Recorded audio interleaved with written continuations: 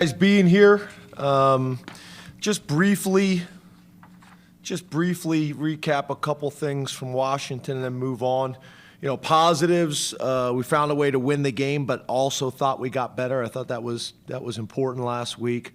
We went into the game saying that we needed to eliminate running back number 1, who we had a ton of respect for going into the game. He ended up with 24 yards and 2.2 yards per carry. He was averaging 103 yards per game.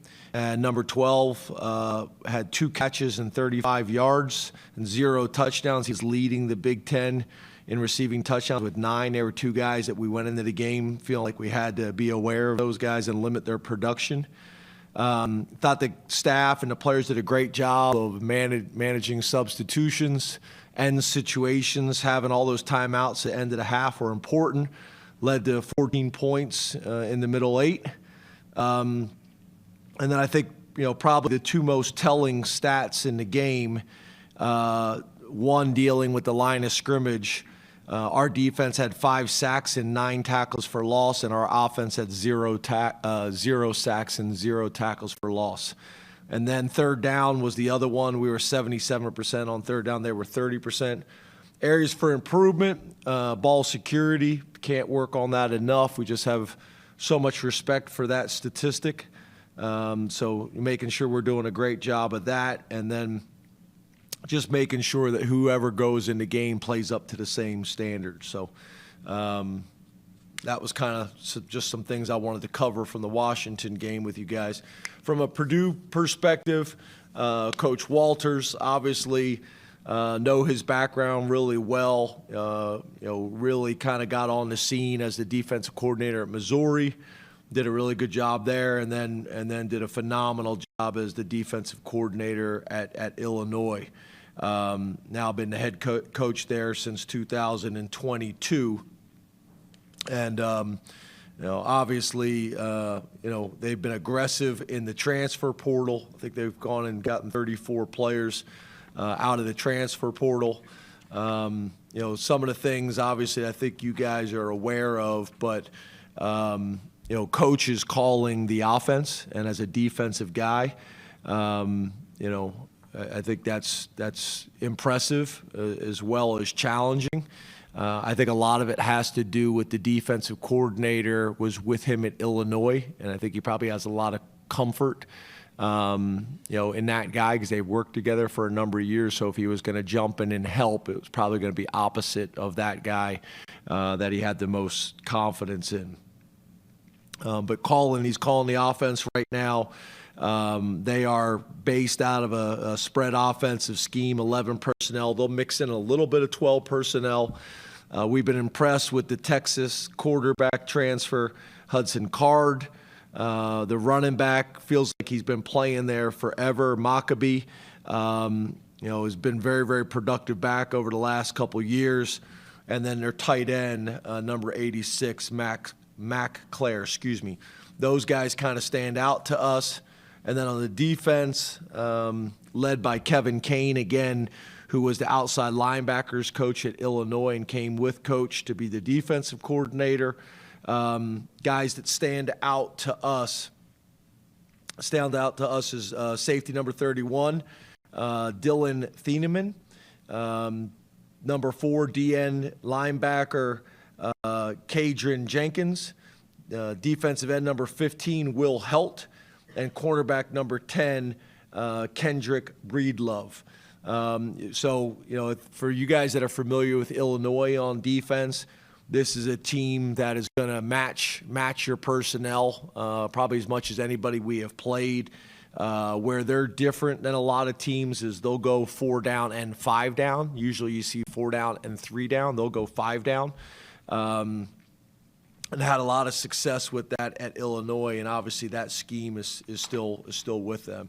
And then on special teams, Chris Petrilli, their special teams coordinator, and their punter we've been impressed with, Keelan Crimmins.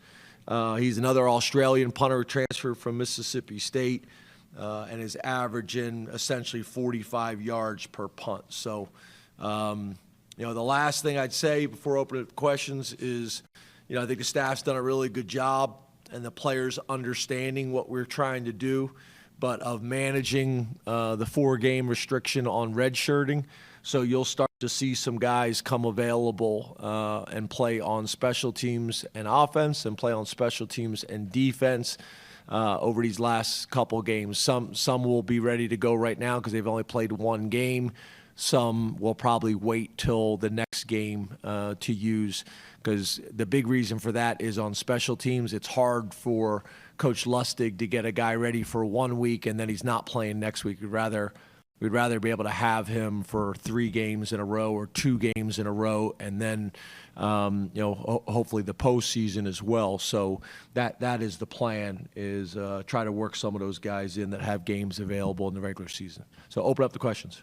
Let's go to Rich Garcello, followed by Mark Wogenrich. Good afternoon, James. How are you? Good, Rich. You're in a different room. You're in the kitchen. This is the first time in 11 years you've been in the kitchen and not in that room with the green paint. That's very observant, except I've done this before from here. I'm showing off my wife's beautiful kitchen. I don't know, Rich. I'm going to have Paul go back and check the records. I don't ever remember you being in any other room than the green room with the green paint and the trim. Yeah, that's my cell. Yeah, that's where I usually work from. Yes, sir. So anyway, what have you seen? How have you seen Drew, Bo, the younger quarterbacks, develop and progress this year with Andy and Danny? Yeah, I think a really good example, Drew's a morning guy, right? So, he's in there watching film this morning at 6:30 a.m. Bo's in typically for a number of hours in the afternoon. I think Gronk has really turned it on here recently, and then hopefully Smolik will be available again, to us here very, very soon, and looks great. But I just think it's a combination, right? It's a combination of most of these guys, all of them, are a year older. They're a year older in their college experience. They're watched a ton of film. In some ways, playing in multiple schemes is helpful. It's funny, I was listening to Jay Reed talk about it the other day, and the reality is there's things that Brent Pry did very well. There's things that Manny did very well. There's things that Tom Allen does very well, and there's things like for a guy like Jay Reed that can learn from all of them, right? So I think if you look at our quarterbacks, there's a lot of similarities there in terms of what Danny's been able to do in his evolution as a coach, as well as the players. Andy's obviously done a really good job, and I think one of the things that's attractive to our quarterbacks, as well as the quarterbacks that we're recruiting, is it's probably more of a pro-style system in terms of the huddle, in terms of the play calls. Now, that's changed, right? A lot of NFL teams are running spread schemes right now, so it's kind of more of a combination of all these different things, whether it's 2 backs or heavy sets or no backs or whatever it may be. But I think they're a year older. I think they're more comfortable and confident. I think they have a better understanding of how to watch film and how to prepare.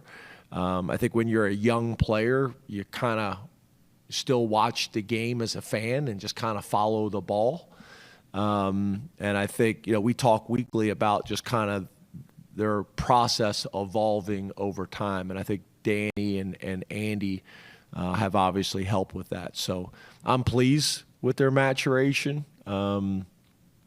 I think Drew looks consistently comfortable and in control in the games. I think probably the biggest thing for him that I've noticed is his mobility. I think has been a huge factor for him and for our offense, especially vertical scrambles up in the pocket, stepping up and climbing the pocket has been big. And then I think obviously the development of the positions around him too have played a major role in that too. So I think Danny, Andy, the quarterbacks, the other positions have all played a part in it. But I've been very, very pleased with their development and the direction we're headed. Let's go to Mark Wogenrich, followed by Mike Gross. Hey, James, how are you? Good. How are you, Mark? Good, thanks. The depth in your running back room has been tested this season. So how's that group holding up physically and mentally at this point? Yeah, I think good. I mean, if you just look across college football and even the NFL, you better have depth at that position, especially if you're committed to running the football like we are. There's going to be bumps and bruises that come from that. We had two young backs that I think you guys knew we were excited about. I think early on there was a lot of talk about Quentin, and deservedly so. But I also think kind of in the Lash building, there was also a lot of excitement about Corey, different style back than probably the other three. But it was great to see him get in there. And the long run is probably what everybody is excited about, although he took hell for it in the team meeting, yesterday and with his teammates. The run that probably was most impressive to us is his first run, his first play as a college football player. The patience he showed, his ability and a little bit of a dirty read to get vertical. He's still got to put on some size and do a great job in the weight room, but he stuck it up in there and had a really, really efficient run. It's good. Those guys are being developed. I think we have talent at that position. And I think they're holding up well, and I think both Nick and Katron are really good complementary pieces to each other. And we're gonna need all of them, as this season continues. Let's go to Mike Gross, followed by Frank Bodine. Good afternoon, James. How are you? Good, Mike. How are you? Good, thanks. Appreciate you being in your typical room. Yeah, this is the Zoom backdrop. Yeah. It's the dining room. Appreciate it. Yeah. Wide receivers. It seemed like they not only were more productive in the Washington game, but also were targeted more. Maybe you won't agree with that, but if you do agree with that, how come against supposedly one of the best defenses in the country? Yeah, it's kind of what I've been talking about from the beginning of the year. We want to get as many guys touches as possible. How do you do that? You be better on third down. We were 7 of 7 on third down, manageable third down situations, and every time you're successful on third down, you got a chance for at least 3 more plays. So, when you're 7 of 7 on third down in the first half, that's going to lead to good offense, and that's going to lead to more touches and more opportunities for different guys. I think Washington had the number 2 pass defense in the country. We had a ton of respect for them coming into the game. But again, I think the answer is what I've been talking about all year long is when we can be better on third down, it's going to create more plays. It's going to create more opportunities to score. It's going to create more opportunities for touches. It's going to create more opportunities for explosive plays. Just, chuck it down the field. Let's go to Frank Bodine, followed by Johnny McGonigal. Hi, James. Good afternoon. How are you? Hey, Frank. Today? Hi. Your running game just looked better. I don't, to the naked eye, Nick and Katron, I don't know, almost look faster.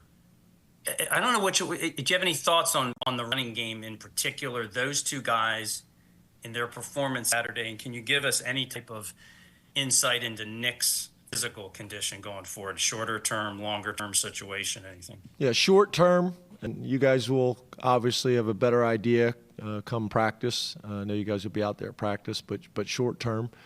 But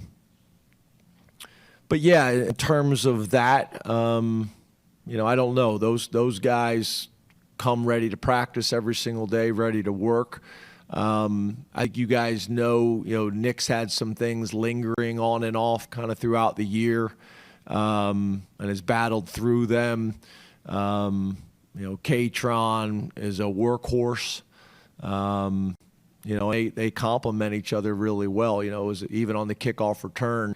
It was a shame, that got called back, and I think it was a legitimate call. we clearly held a guy hands outside, and I'll be the first one to admit that was a great call. That was a good call. That was a fair call. But in terms of the run game, I just think, again, it's going to be a boring answer that you guys don't want to hear. Just like the targets, for the receivers, the more we can stay ahead of the sticks. Which, back to the stat I said before, in terms of tackle for loss, we didn't have any in the game. When you're able to stay ahead of the sticks and stay on schedule, then it just creates more opportunities. And for us, we're going to be committed to the run and being balanced and continuing to try to be as explosive as we possibly can, but continue to feed those guys the ball. And I think our offensive line had a little bit of a chip on their shoulder. Tight ends as well, coaching staff as well, and we're going to need that moving forward. But I think Nelly, Andrew Nelson, I think you guys know, our sports scientist, has done a really good job of giving the team feedback and giving me feedback in terms of how to adjust practice and where we're at based on the game we just played. And there's a lot of things that kind of go into it. Kind of off topic a little bit, but I feel for Washington a little bit, right? We play a 7 o'clock game, and they probably didn't get back to Washington until probably 7 in the morning, and then they got a Friday game. I don't really know if that's in the best interest of the Big Ten. Those types of things. But Nelly gives us great feedback on how to adjust our practices to make sure our guys are fresh and they're fast, and there's times where we got to push and work, and there's times that we got to cut back. Again, I think it goes back to the depth a little bit. When you got 2 young backs like Quentin and Corey, allows you to cut a little bit of reps from Nick and Katron from practice, because I think they can handle it. I'm not saying anything dramatic, but 2 reps a period less than they normally would take. It adds up over time, but it also allows those young guys to gain some experience and then hopefully put us in a position to be as fresh as possible on Saturdays. And that's the challenge. It's always been a challenge in college football. It's more challenging than it's ever been, specifically in the Big Ten, with the travel that we have to handle as well. So it's challenging. That's why a lot of these changes that have been made over the last couple of years and that are coming, I think, are even more challenging for the Big Ten. So we got to be very, very strategic. Really important discussions between head coaches and ADs and the commissioner, that we put our conference in the best position to be successful long term. Let's go to Johnny McGonigal, then Neil Riddell. Good afternoon, James. How are you? Good, Johnny. How are you? Good. AJ Harris, at what point did you guys know he was going to be as productive and as good, in a man-to-man situation and everything that he's done for you guys so far? When did you kind of know that he was going to be that kind of player for you? Yeah, I think Terry's done a really good job. When you think about the history and tradition at Penn State, and we got as good a history and tradition as anywhere in the country, but probably the corner room, there was less examples of that over time. And I think Terry's really changed that, dramatically. And that's no disrespect. I don't mean that any way disrespectful, but Terry's just done a really good job taking a position. And you talk about, draft picks, and you talk about all conference players and those types of things, and depth, at a position, specifically in how the conference has changed, right? A lot more spread offenses, a lot more throwing the ball around. Terry's done a phenomenal job. So whether it's high school guys that we have developed, or whether that's going out into the transfer portal, as you guys know, we're not a big transfer portal team, but look at it a little bit like junior college recruiting used to be. Go out and fill an immediate need, or just bring some veteran leadership into the room. AJ's a little bit different because you're talking about bringing a guy in as a redshirt freshman, which is unusual, typically from the transfer portal. But obviously, if you look at Kimber as well as him. Kimber played a ton of football in the SEC. And then, we talk about AJ, just a very, very highly recruited young man that we were involved with out of high school.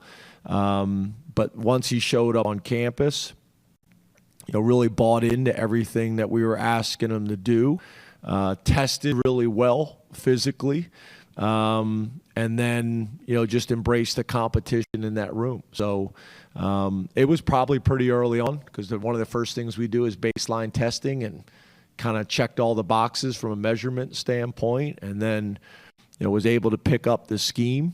The thing to me that's exciting is I don't think he's scratched the surface.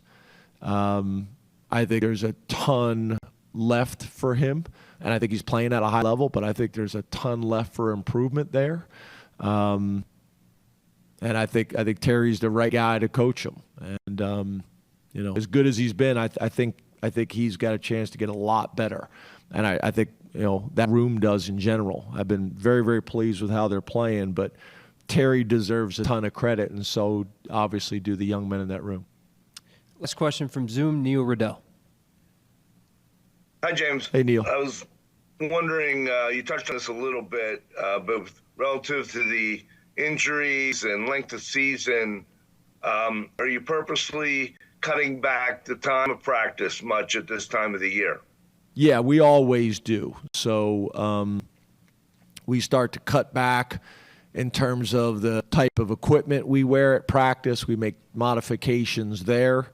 In terms of the type of drills that we run in practice, typically they go hand in hand with the type of equipment you wear, the amount of reps at practice, the amount of time out at practice, and then also the amount of full speed reps compared to jog through reps. All those things gradually get adjusted over time. Nothing dramatic.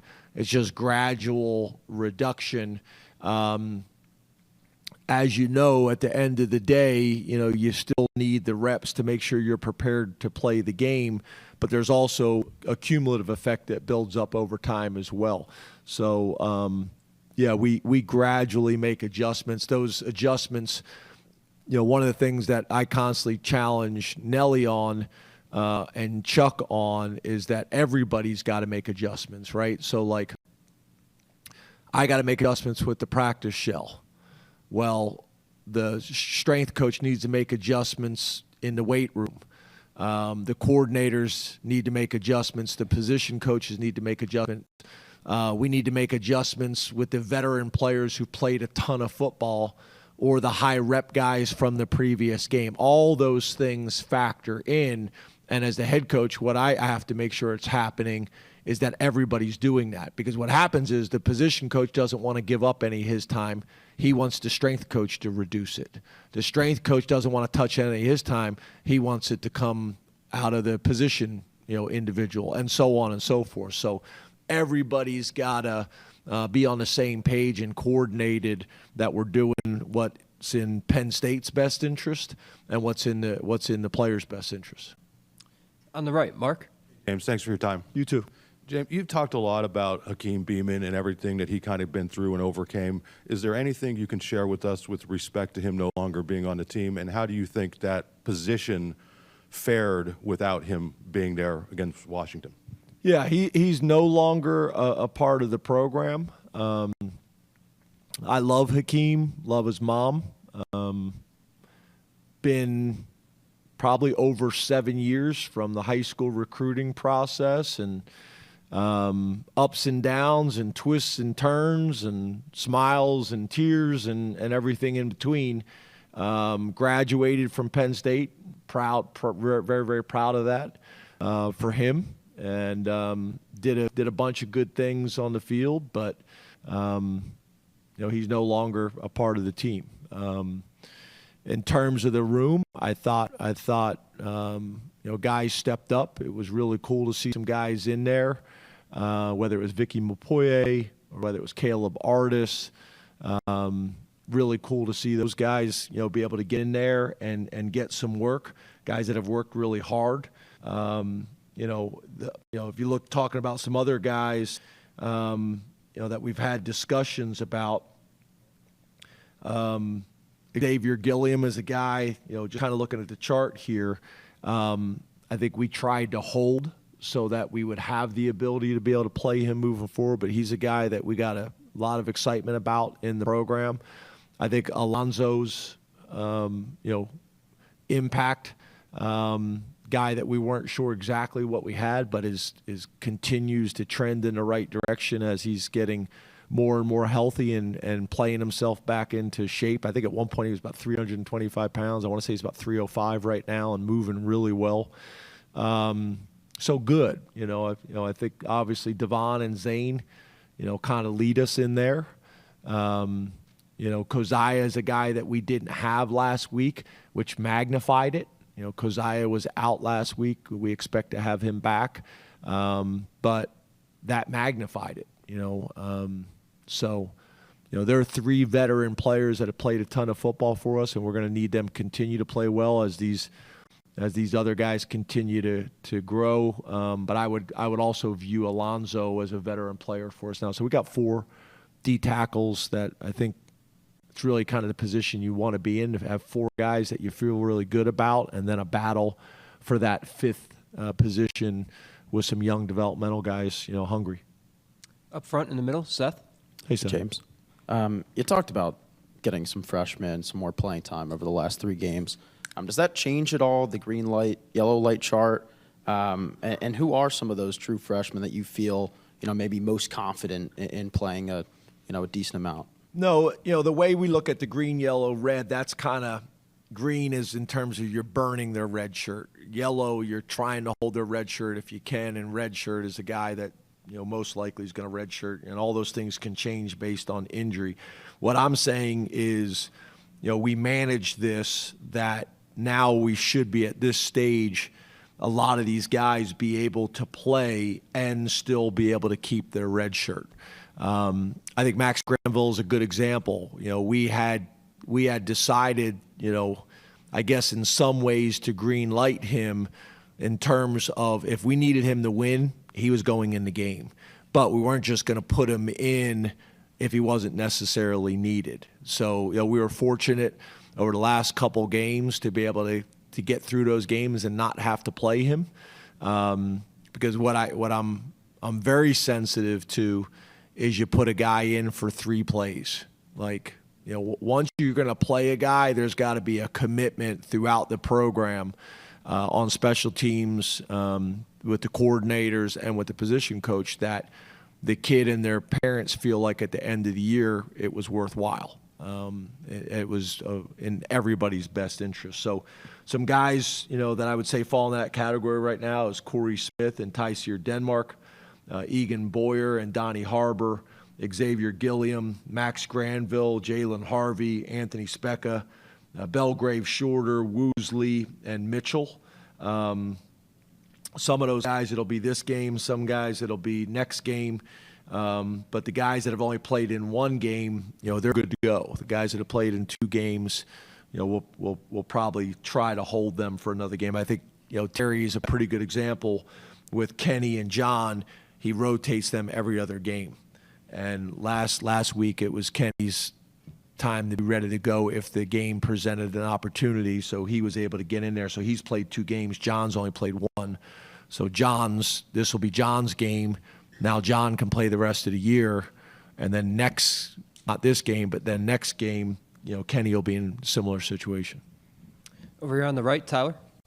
Hey, James. How are you? Good. How are you? Good. At the linebacker position, outside of late when you brought in a lot of your younger players and reserves, it seems like it's been very geared towards Kobe, towards Tony, and then obviously Don, that he's gotten more. Is that an area? I know the depth cultivation has been something we've discussed. We haven't really seen that take place in games. Is that something where with some of the younger guys like a Specca that you hope to maybe reach the end of the regular season in a better spot, feeling better about depth than maybe how you feel about it in this moment? Yeah, Speck is a guy, again, that we were trying to redshirt if we can. It may not play itself out like that. We'll see. Kobe's just playing really well. and obviously it's a little bit like the quarterback position. It's hard to take that guy off the field because he runs your defense. That's magnified a little bit because Tyler Elsdon's had some bumps and bruises, so that's factored into it. Tamir had some bumps and bruises earlier in the year, so he's missed some time. But we need Tamir to really start coming on right now. He shows some really good flashes.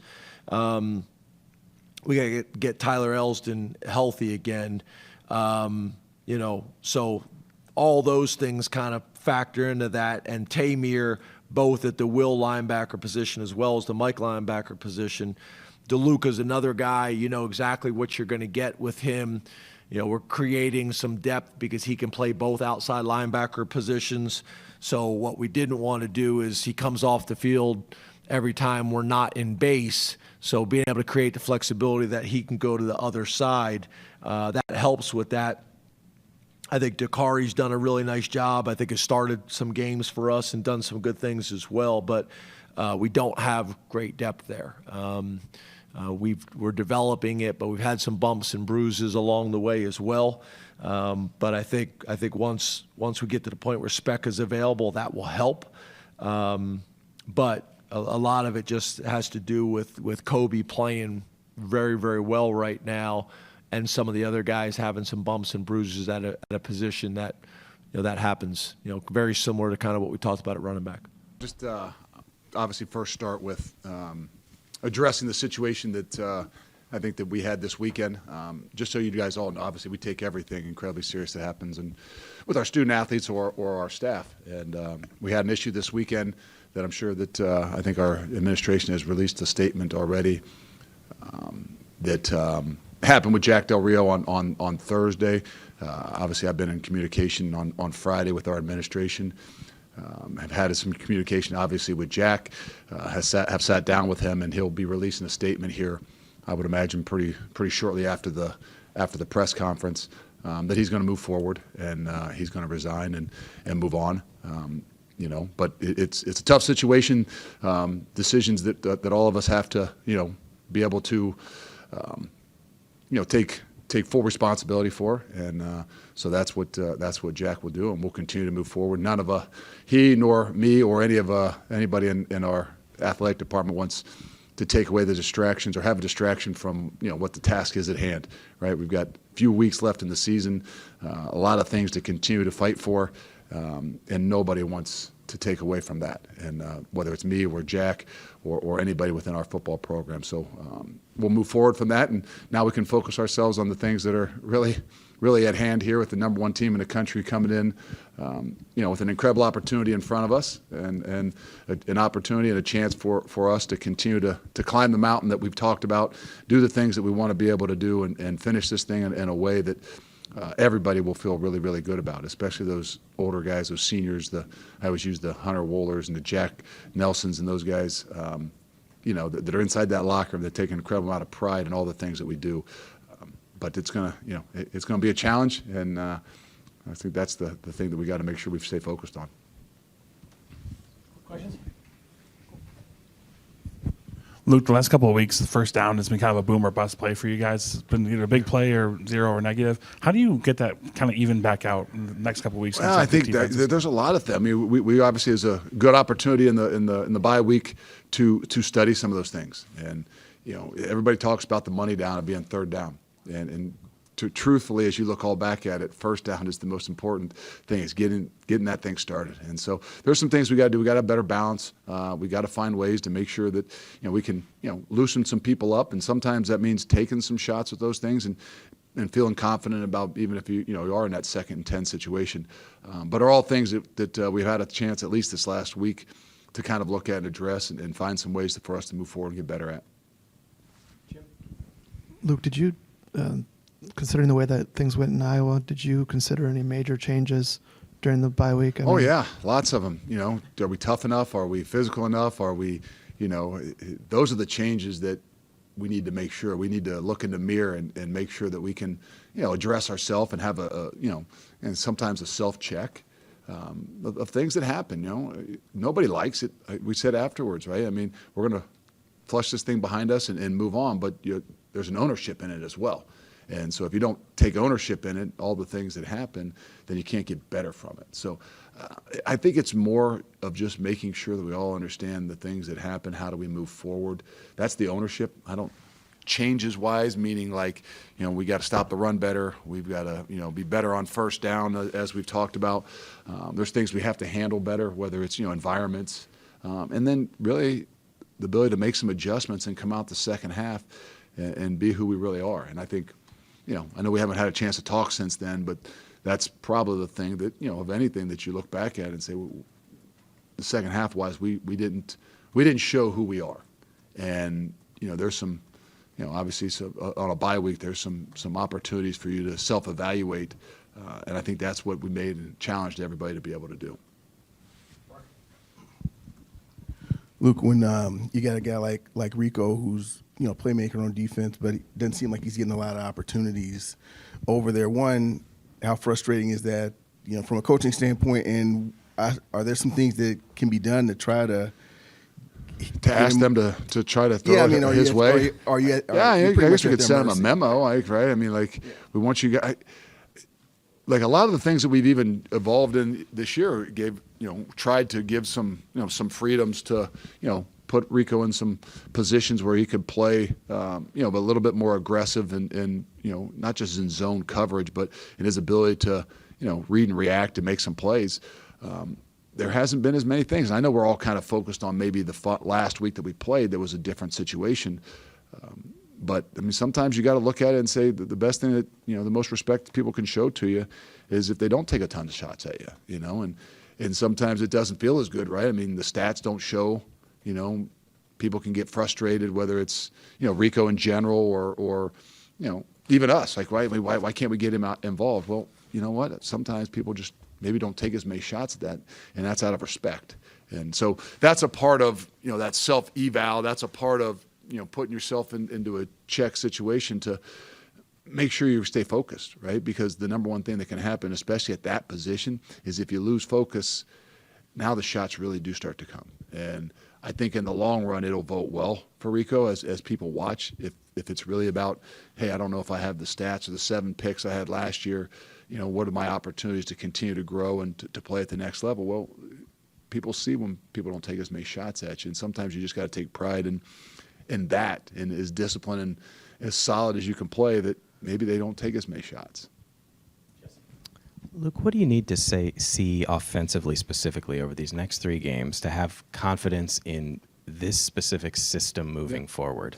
I think it's a growth. I think it's still continuing to see the progression of what it is that you're doing, right? We all can, you've got what you've got. And I think that when you can find ways to whatever you have to do with what you have is what's important, right? I mean, we've had some wideouts that have been dinged up. We've had some tight ends that, that make it a little bit limited, based on, availability, with Riley twisting his ankle and how much can you put 2 tight ends on the field when you don't have as much health in those positions.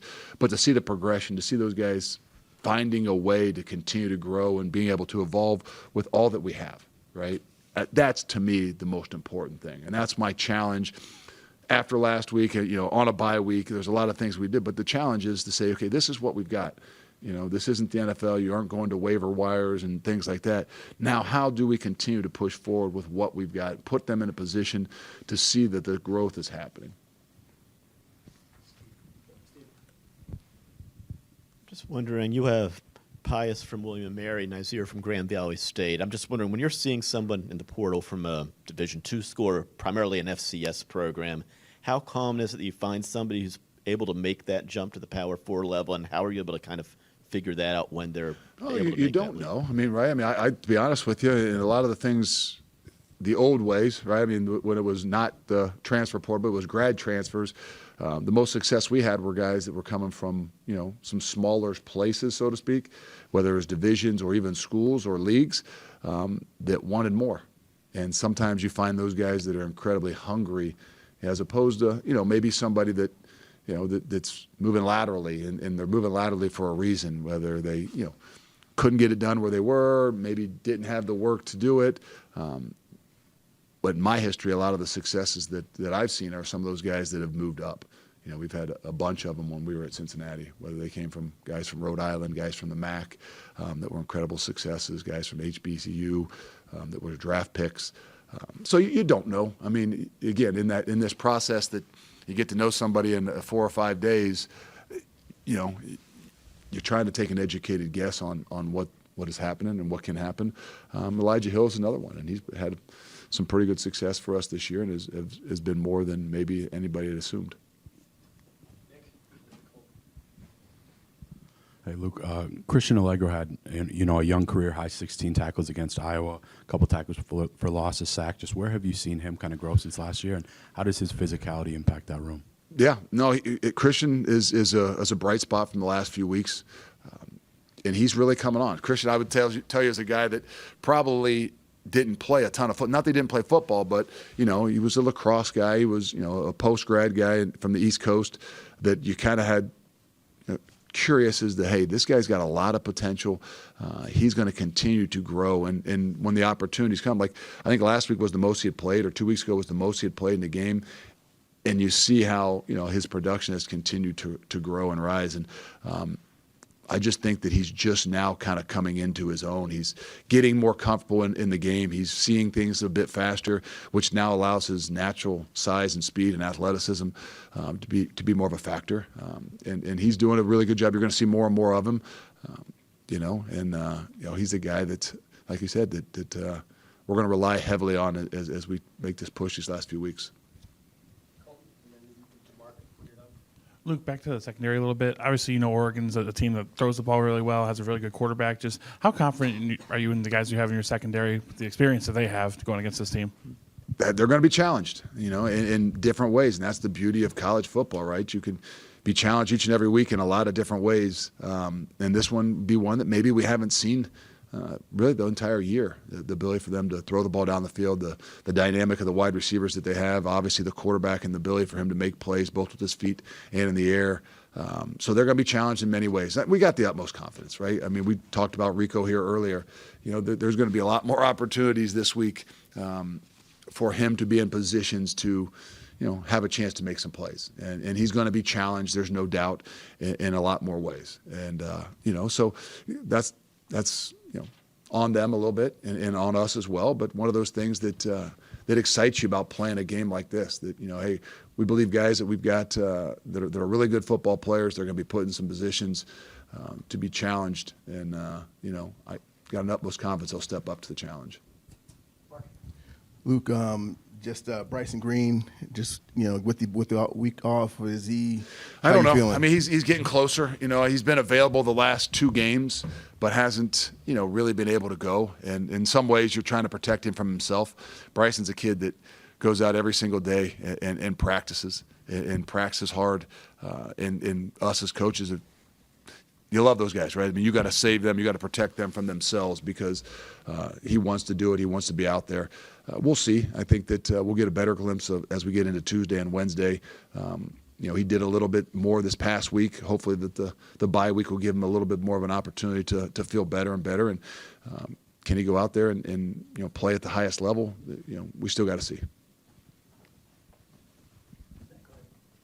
Luke, when you look back at the film from the Iowa game, the run defense. Yep. What went wrong for you, especially when you guys were in your sub package, the 2 defense linemen, 2 linemen? Yeah, you know, we obviously there's a lot of things that went wrong. You know, when you can't control the line of scrimmage, I think it starts there, right? Give them some credit. They did some things, getting on crack blocks and you know, taking 2-for-1s on some things that cost us some big plays on a couple counters early in the game. You know, but what it comes down to is physicality. It comes down to, you know, people talk about like getting penetration and creating negative yardage plays. In a game like that, you gotta be square, you gotta be sound, you gotta be strong. You know, really just kind of owning the line of scrimmage, and that's, you know, really where it started. And you know, things kind of snowballed and you know, didn't get any better in the second half. You know, and then that's when the bigger plays, you know, kind of started to happen. And then obviously the quarterback hurt us as well. So all things that, you know, not that we weren't prepared for, that we just didn't do a good enough job at executing. Coach, you guys have already had a couple of top 5 opponents come to Camp Randall this year. when it comes to a game like this after the Iowa game, does the messaging to the team change, or do you look to stay the course? I think one of the good things about having a bye week is you can get some of those things behind you, and so that's behind us now. Now it's moving forward and recognizing the challenges in front of you and the opportunities that you have as well, and you continue to remind them that this is what we signed up for, right? We recognize that this league and college football in general is evolving and changing and growing, and this is what you play for. These are these opportunities that whether anybody gives you much of a chance, you have every opportunity to go out there and earn the respect that you want. And so I think that's kind of the message for us, right, as we continue to push forward. We know that this is a process. And it's not always the easiest thing in the world. Everybody wants it. I want it. We want it now. We had this expectation. But the process is still moving forward, whether it's how do we continue to grow offensively, how do we grow defensively, how do we grow as a culture? How do we attack weeks and games and situations like this? How do we handle, a situation like a couple weeks ago? Like, those are all things that, a lot of us are continuing to learn about each other. And all are things that, we've got to be able to grow through. And this is just another great opportunity for us to do that. Over here with Jake. Luke, I know you're focused on Oregon, but the early signing period's coming up soon. And with the week that, having an extra week off per se with that, like, just how is that, the early signing period bumping up affected your strategy and even just what you had to do last week? I don't know that it changes the strategy. I mean, we all have been in these situations, right? I mean, as you get closer to that wire, things heat up a bit, right? The kids that you've had for a long time, that people still continue to hammer at them and things like that. So it was good for us this past week to be able to have a chance to get out and look guys in the face and be around guys. But I don't know that it changes, right? I mean, whether it's 2 weeks ahead, 3 weeks ahead, the early signing. Most of your work is not done, but your commitments and things are done in the summer, and the work is done in the spring. And then it's the ability to, not just to hang on, but to continue to build those relationships. After that is going to be the unique part of college football that is coming. Not that it hasn't been different the last few years with transfers, but the whole idea of, going to a 105 and roster management and, what does that really look like is, I think, going to be even a different off season for a lot of people. All right, Dylan, we'll try to practice tomorrow. We'll see where he's at. We'll get both him and Heinrich ready. Obviously, we made the move with Dana last week. He will call the plays this week and serve as the offensive coordinator moving forward. So with that, let's see what questions you got. Moving forward, just for this week or for the rest of the season? For the rest of the season, Okay. Why would Dana be calling the plays? What do you think he can bring to the table? I think, called him last week, had him come in, had him kind of look at everything. I think he's got a long history of success offensively, both as a head coach, but certainly as a coordinator before that. And I think he just kind of gives us a fresh perspective on looking at kind of what we're doing and who we're doing it with, and was able to sort of say, hey, let's kind of go in these directions over here. So, I just think it gives us a great opportunity to have one of the great offensive minds, a guy that I've been friends with before and I trust, and excited to see what he does. Can you speak on how that relationship started with him and what through the years you've really respected about him? Well, I mean, I think it goes all the way back to me going to the convention as a young assistant and sitting and listening to him talk, and then coached against him when he was at West Virginia. Saw the evolution of what he did there in terms of, going to a cold weather place, running the football, but still being really explosive, winning. We're represented by the same people, so we see each other at a lot of different places. Friends with my wife and I. We'd come to Charlotte quite a bit, and so just someone I respect as a coach. This is it's not a friend thing. It's more of a I just respect him. I respect what he's done. He got done last year and probably needed some time, and I called him last week and said, hey, can you come in and help? So he and Phil came in and kind of looked through everything, and I think he felt confident. I think he likes, as he said to me, he likes our coaches, he likes our players, and felt like he could help. How unique is this? Have you been around something like this where week 11 you make a change like this with somebody that's not even in your building to take over calling the plays? It's probably unique, but it's what's needed. It's the right thing. I think the kind of the genesis of this was, I think what you're going to see now as coaches get fired, I think you'll start to see coaches like leaving maybe even before bowl games and coaching bowl games, and so the players can have some familiarity with them. And I think that that was kind of in my head of like, hey, I think you've seen coaches take jobs now and then go there and coach the bowl game. When I went to Baylor, I sat out and didn't do that, and so I didn't really have a chance to know the players till mid-spring. And so last Sunday, I appreciate all the work our staff has done. I love how hard they've grinded and cared about the kids and done their best and produced some good moments. And I felt like we needed some help, and so I just thought this was, the right thing to do. At the end of the day, like, it might be bold, it might be unique. And again, I didn't bring him at first with that. I said, hey, come and see. And I think as he got here, he felt comfortable. And Marcus walked in right away and was like, tell me everything you need. And Glenn did the same thing. And Garrett said, I can translate this into your language. And so and then Dana's obviously, he's really, really a smart guy offensively. He can figure out kind of what we're doing and what we do well. So Is this sorry. Does this signal a shift in your head coach's offensive philosophy?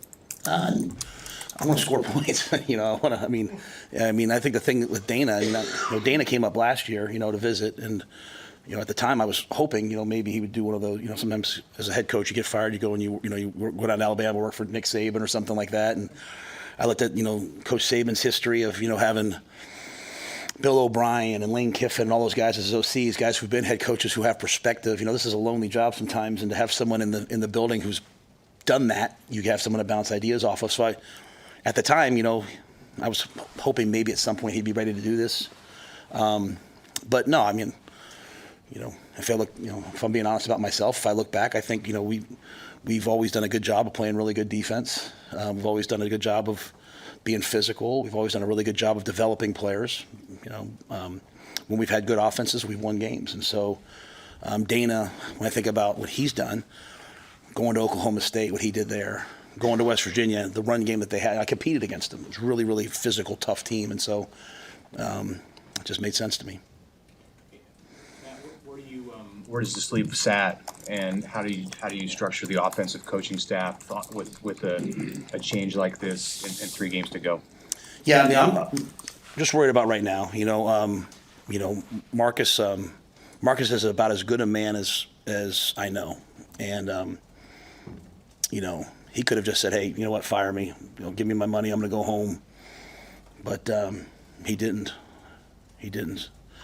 And, in a world where, trust me, I get it, it's a results business, but like, you're still trying to teach some life lessons to our guys.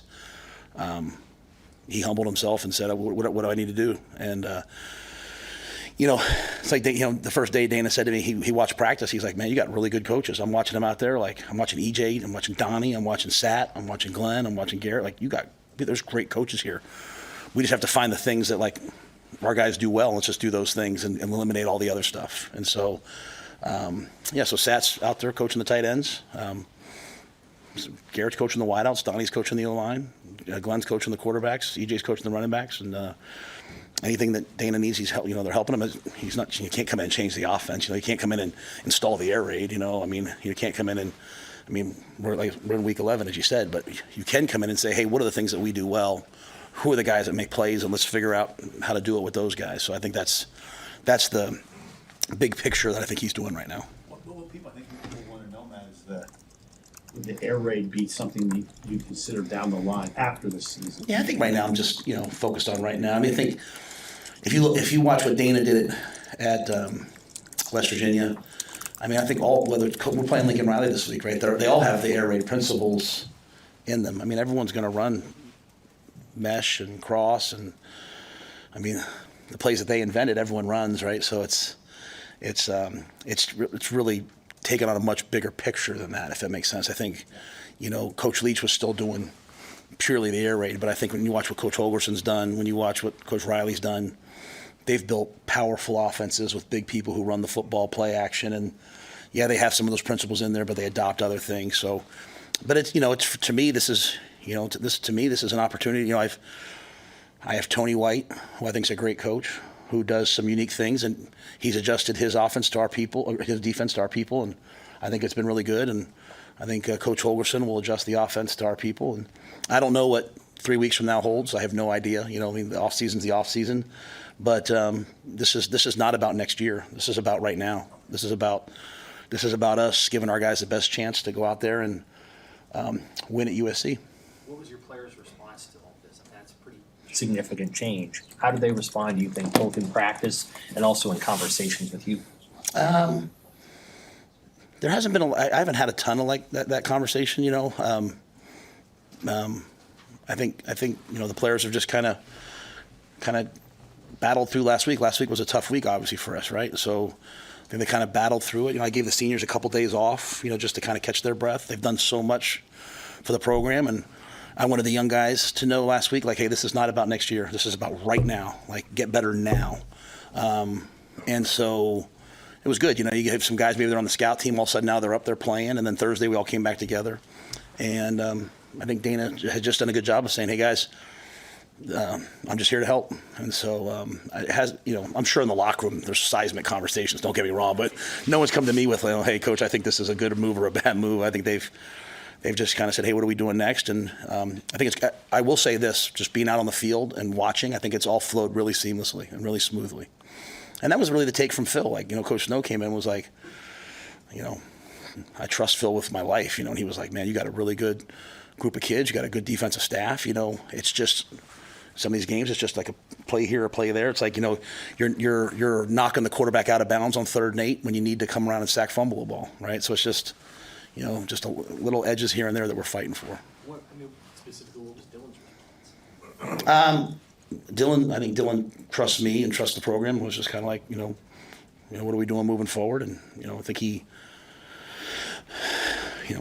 just took it as like, hey, this is, what are we doing today? I mean, he's trying to get his back healthy, right? So, but I think all the guys had a really positive reaction to it. And go back to what I said last week, really at the end of the day, like, players need to play. Like, players need to go make plays. Like, you watch on Saturdays, players have to go make plays. And so Dana and the staff will do their best, give the players the best opportunity to go make plays, and then we need the guys to go make them. So the whole play calling thing is, okay, we've tried to handle that. Now go make some plays, and let's make this what it is. Football's a game where players win games, and we got good players. We expect them to go win some games. Where did the play calling fall short in the first however many games this year? I think that's too big of a picture. I think if I said anything, I just think, as we've moved throughout the year, we've probably tried to do too many things. Try to get, trying to get this guy involved, trying to get that guy involved.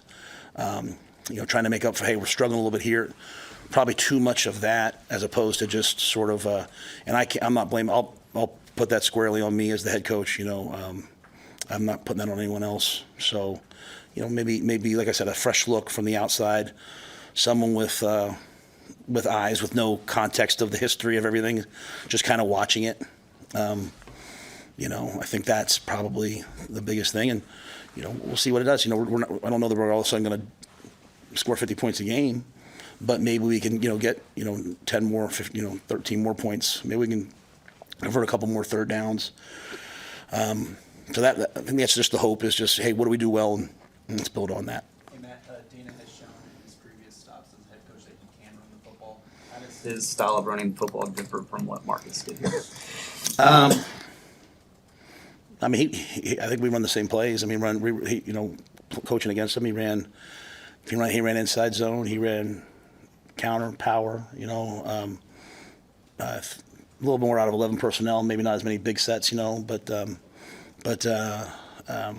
think the thing I've always respected about Dana was he took advantage of his players. He had Will Greer when we played him, and Will got the ball out of his hands really, really quickly and processed information really quickly. And I think it's probably the same. I think the biggest thing when I played against Dana is, he's just a really aggressive play caller. He's gonna, I'm probably not a super aggressive person in that area. So I thought the best move for me was to bring in someone who is that way. And push up, offset that against me. Hey, Matt, was Dana still working at TCU before he came here? Had he been gone there for a few weeks? Yeah, he was doing kind of what Phil's doing for us, like a consulting role where he would, I think go up there and, spend a couple days there as they game planned and then head back home. So I don't want to. Yeah, he wasn't in the day-to-day operation. It was more of as a consultant.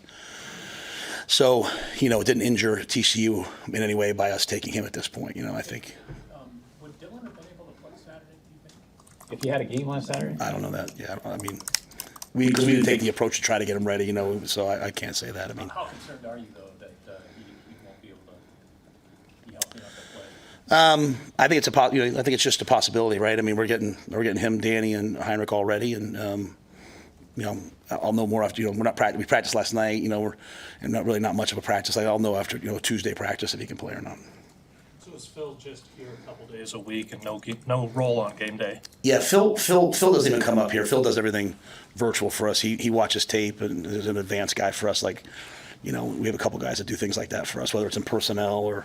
So he like when we were playing Colorado, he'd watch Colorado's defense, dissect the defense for us, watch their offense, dissect the offense. Frank Verducci does the same thing for us, though he does come up on game day. So we have a couple guys that help us kind of like, in the NFL, like as advanced scouts, just sort of their take, then give that information to the coordinators on Sunday. So you walk in on a Sunday, but you have someone who's already studied them for a week who kind of knows your way of seeing things and the other team's strengths and weaknesses. So when last week when we were, kind of going through this, I woke up Sunday morning, went through Sunday day, and then got home. I called both those guys Sunday night and said, hey, can you get up here at some point? And then waited to see if they showed up on Monday or not. Even from a distance, did you sense, does Dana have a good sense when he arrived of the personnel, and had he been tracking, what you guys do? I don't want to speak for Coach Holgerson, but I don't think he would put his name on this and come here and do this if he didn't feel like, there were the guys here that he could help and win with, and we could grow, and he certainly doesn't have any reason to have to take this job other than he wanted to, and so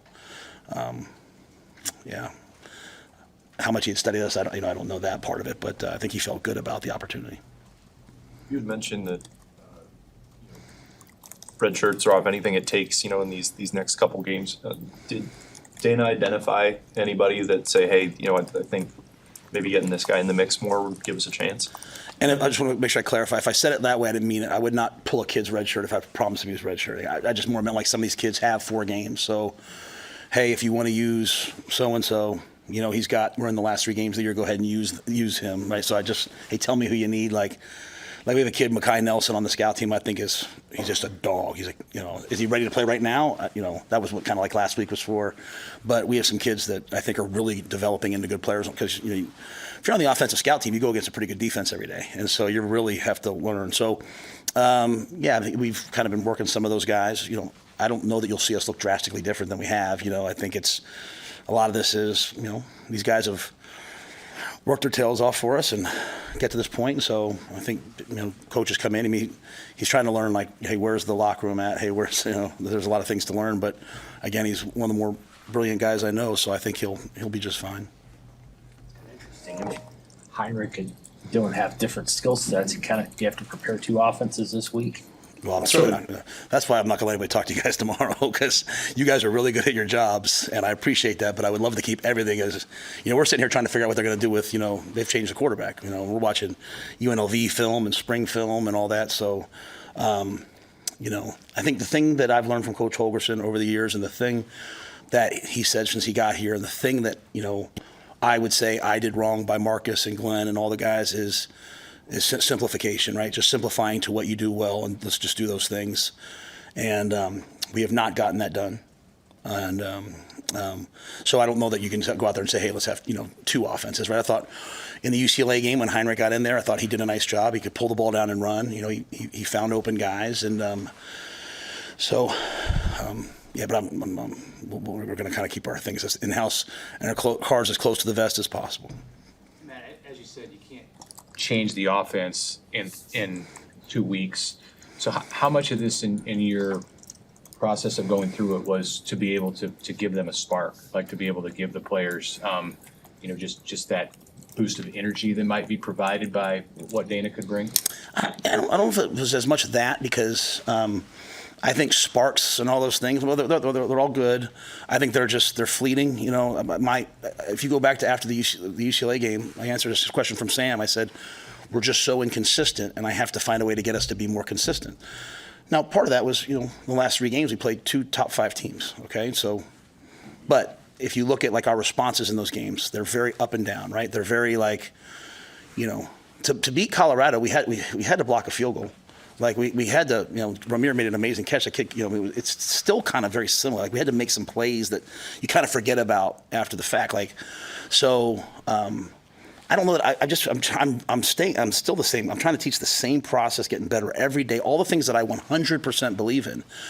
Now with that being said, when I look at what we're doing moving forward, I was like, I'd like Dana to come be our offensive coordinator. I'd like him to call the plays, and run the offense moving forward. I think it's a great fit with me. I think it's a great fit with our players. And so my hope is he'd come in, consult, like what he sees here, and stay here and be the coordinator moving forward. I don't know what's going to happen in 3 weeks. He might get a head coaching job. He might, so I'm not. But to me, it was more about that as much as anything else. And honestly, I wanted him to be around our players and coaches. So that as we go to make, the right moves in the off season, it's great. So this was for me about just the right things moving forward. So can he help us this week?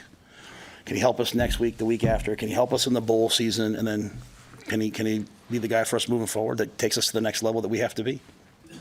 Matt, when you look at the Big Ten right now, there's 4 teams obviously that have pulled away. Then there's 13 teams that are between 4 and 6 wins. I mean, how tightly bunched is that group of 13 teams? And are you hoping this move can help move you guys up that group of 13 teams? Well, I mean, there's 3 games left for us, right? And you see the parity. We're playing 3 really good teams, 3 teams that are in the same sort of area that we're in, right? I watched Iowa play UCLA on Friday night, and I said, I think Sam asked me a very similar question about the parity of the league. I said I thought UCLA had really good personnel. And I know the record says, but they had played LSU, they had played Oregon, they had played all these teams, and the scores sometimes got away from them at the end of the game, and they were closer than it looked to me, right? So I thought when I watched UCLA, I said this is a really, really talented team that's kind of hitting their stride right now.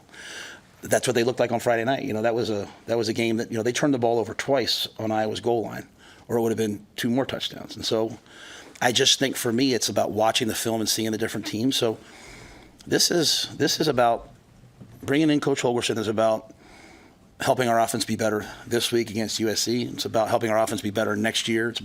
It's just about everything moving forward. And I think that so many things that we're doing are right and are trending in the right direction. This was an area that was struggling, and I tried to fix it. I hadn't been able to fix it, so I called someone that I knew could fix it. And I think Dana will fix it, and Tony will continue to do a great job, and special teams will continue to improve and play better, and the strength program will continue. We're out on the road recruiting. We're going to continue to recruit well. We'll continue to learn how things are in the new Big Ten. I mean, but so I just think this is an area that was not at the level we want it to, and I went and found someone that I trust. And Matt, one of the big things with Dana was he knows how to score points. This year with you guys, I think he scored touchdowns about half your possessions in the red zone. What is it about Dana's red zone offense that impresses you?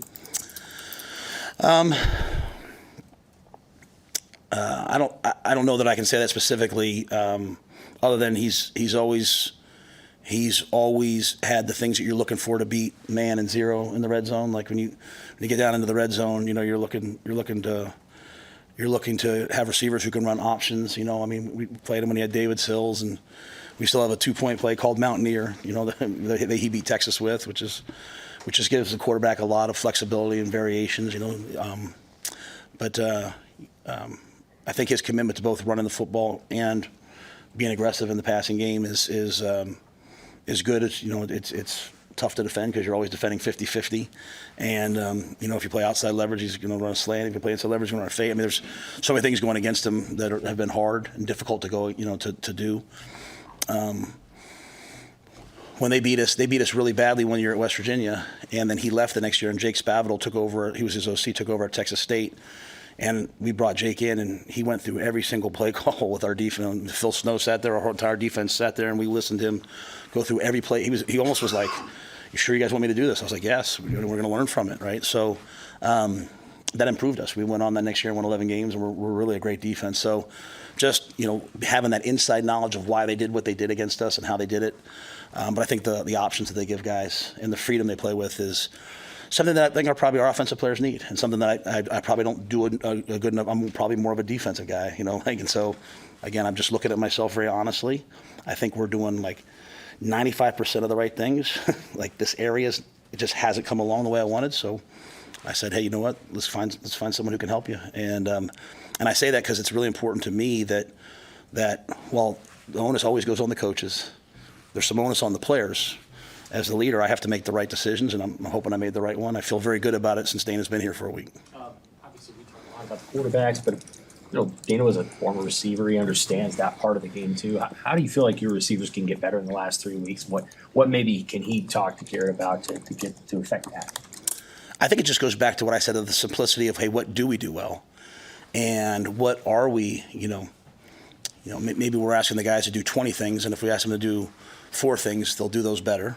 Then the onus goes on the player, though. Like, if you're not trying to scheme them open, they've got to get open. And so I think that kind of that freedom of mindset of like, hey, go get open, is important. I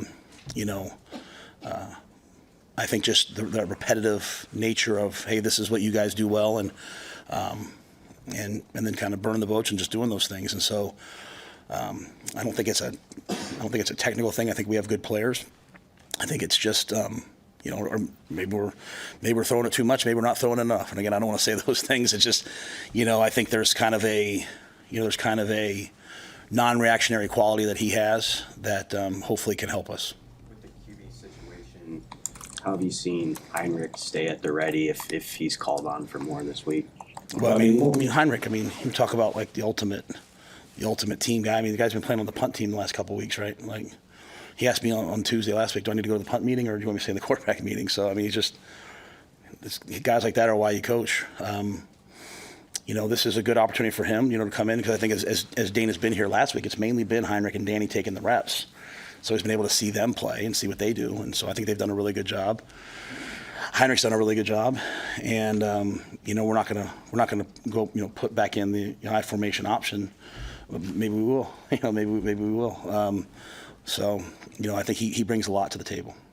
It's early, but have you guys decided if Dana will be up top or down on the field? I haven't had this conversation yet. With USC maybe turning to Iowa, what kind of challenge does that pose scouting a guy who's only got a few reps in that uniform this season? Yeah, it's sort of the same thing, right? You're sitting there looking at, what do they do well, and they do a lot well. The tailback is, like all Lincoln Riley offenses, Marks is a fantastic tailback. He's explosive, dynamic. I've coached against Coach Riley for a long time. He's going to find a way to run the football. He's elite at what he does. And even in the last game against Washington, like they got back in the game by just running the football at a high level. Branch is, excellent slot, so that, they have some guys that can really go on the outside, big matchups. And then, Maava, he has the ability to move, and so does Miller.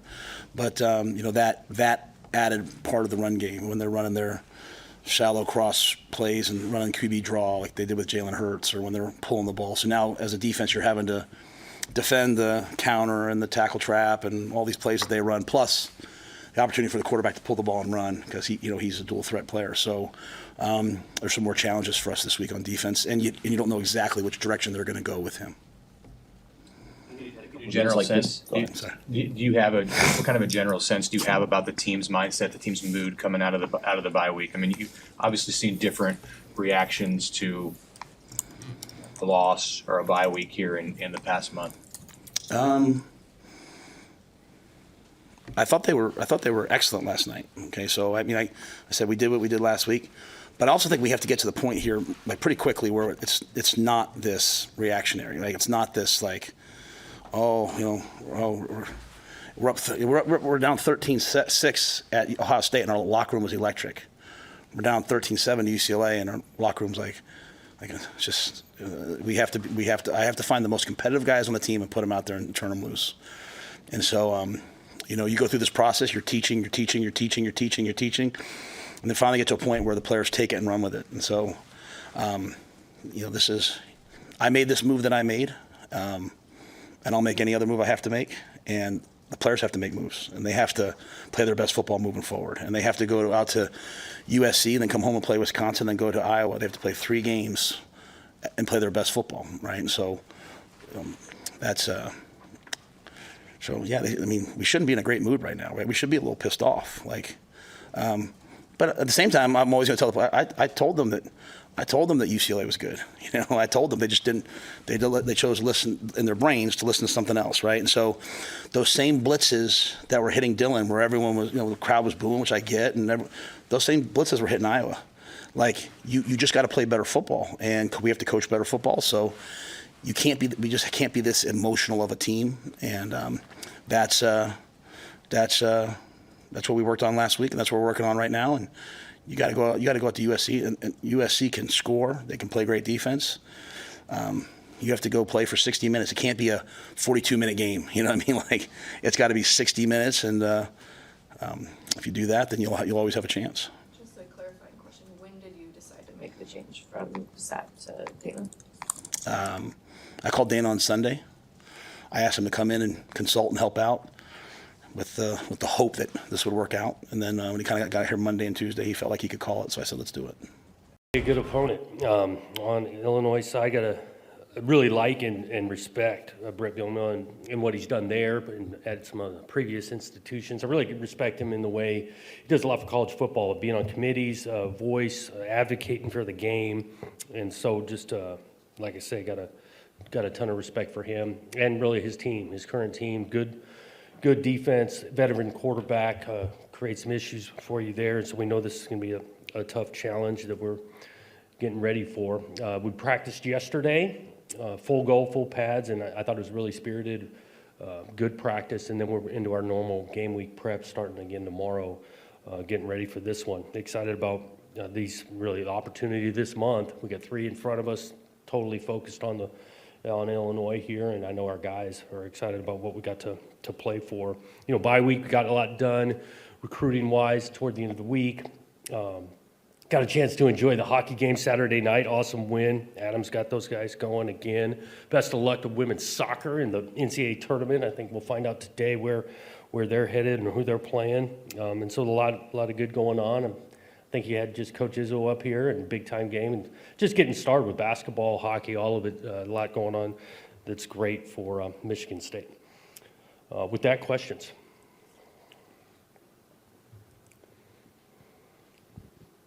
Hi. There were a few players who were injured against Indiana, Aiden being one of them, Aiden Childs, Malik Spencer, Charles Brantley, Anthony Jones. Do you have an injury update on them, and were they able to practice? Aiden was able to go yesterday, so we feel pretty confident on him. We'll see what Chuck and Malik look like at the end of the week. Anthony Jones, I'm optimistic on him. Hi, Jonathan. Talk about the elephant in the room, being eligible for a bowl. Talk about the symbolism behind that, and can you say that will equate to a successful season? And if not, what does that mean? Yeah, well, obviously it's in front of us, and we want to achieve that. You want to win more than you lose, and so yeah, we're fighting this in particular week, preparing to get a win, and you only can win one at a time, and so that's why we got a lot to play for these last 3 games, and I know our guys understand it's not easy to win, but we have an opportunity in front of us to win more than we lose on the entirety of this season. Hey, Jonathan. Did you guys do anything different over this last bye compared to the first one in terms of on-field? Yeah, I remember you guys did like the one midweek before and kind of went after it with full pads and stuff. Anything different there, or even in terms of like review or off-field stuff for coaches? Yeah, not a ton different. I mean, we practiced about the same amount Wednesday and again, like I said, yesterday, both of those were fully padded, and so that approach wasn't different. Did take a look at the season, but the previous 3 weeks, because the last bye I think was after 6. Took a look at at that. Similar in regards to recruiting, coaches are out into high schools and watching games Thursday and Friday, so pretty similar.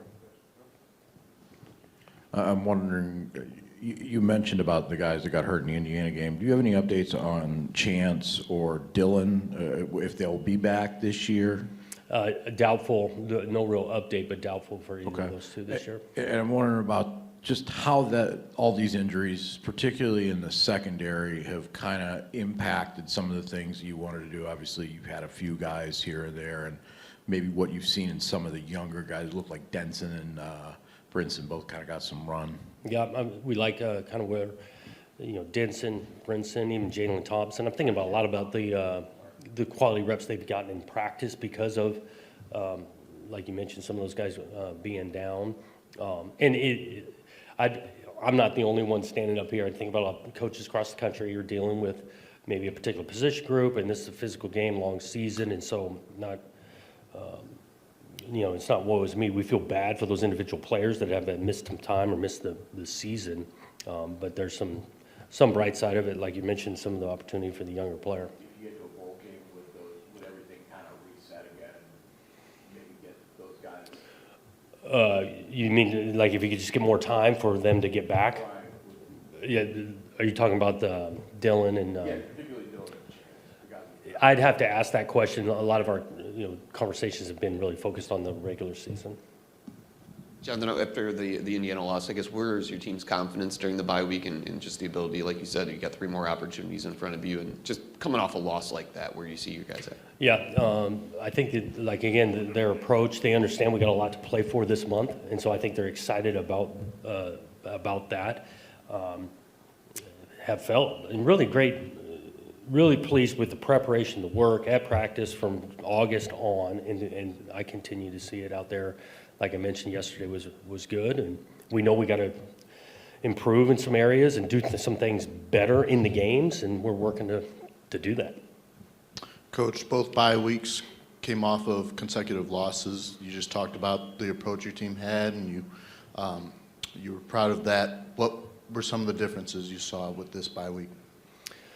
I don't know about specific differences. I think these guys, again, handled the knowing that there's some things to work on. We showed them some tape on stuff from the previous 3 weeks to emphasize.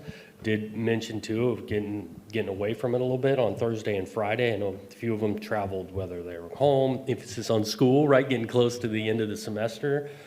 So I don't think there was dramatic differences from the previous bye week to this one. Jonathan, to your right. One of the things you talked about before the season was wanting to play your best football in November, right? But you do. There are realities of being very young in the secondary and getting beat up, and I'm wondering how how those two things work in concert, and how you judge a team in November when it's maybe not entirely the same team as it was in September. It's still a little bit of an approach. If we're going to be focused on a weekly process of, going through the week, preparing to play as well as we can on that particular Saturday. Well, the reality is November's toward the end of the season, so you've gone through that weekly process of kind of always trying to play your best on that particular Saturday. That is compounded over into November. Now we've gone through, call it 10 of them, those processes. And it's not just particular to the team of exact whatever production or stats. Each individual, if they've continued to work, start to finish, we're closer to the finish, they should be playing their best ball. And then you mentioned, well, okay, we're going to have some younger guys potentially out there. Well, they still should be playing their best, better than they were in September, in November. I'm not trying to get all deep on you. But I'm excited about this approach, and then again, it shows if we got individuals playing their best, I think that gives us the best chance to win in September, and then the games are the most meaningful in November. Hi, Jonathan. Excuse me. Hi, Jonathan, in the middle right here. I'm curious, this is one of those rare games where both teams are coming off the bye week. There's a little bit of, I don't want to say an element of surprise, but there's some unknowns there. And I'm curious how, as a coach, you prepare for that when both teams are coming in recovered, refreshed, recharged?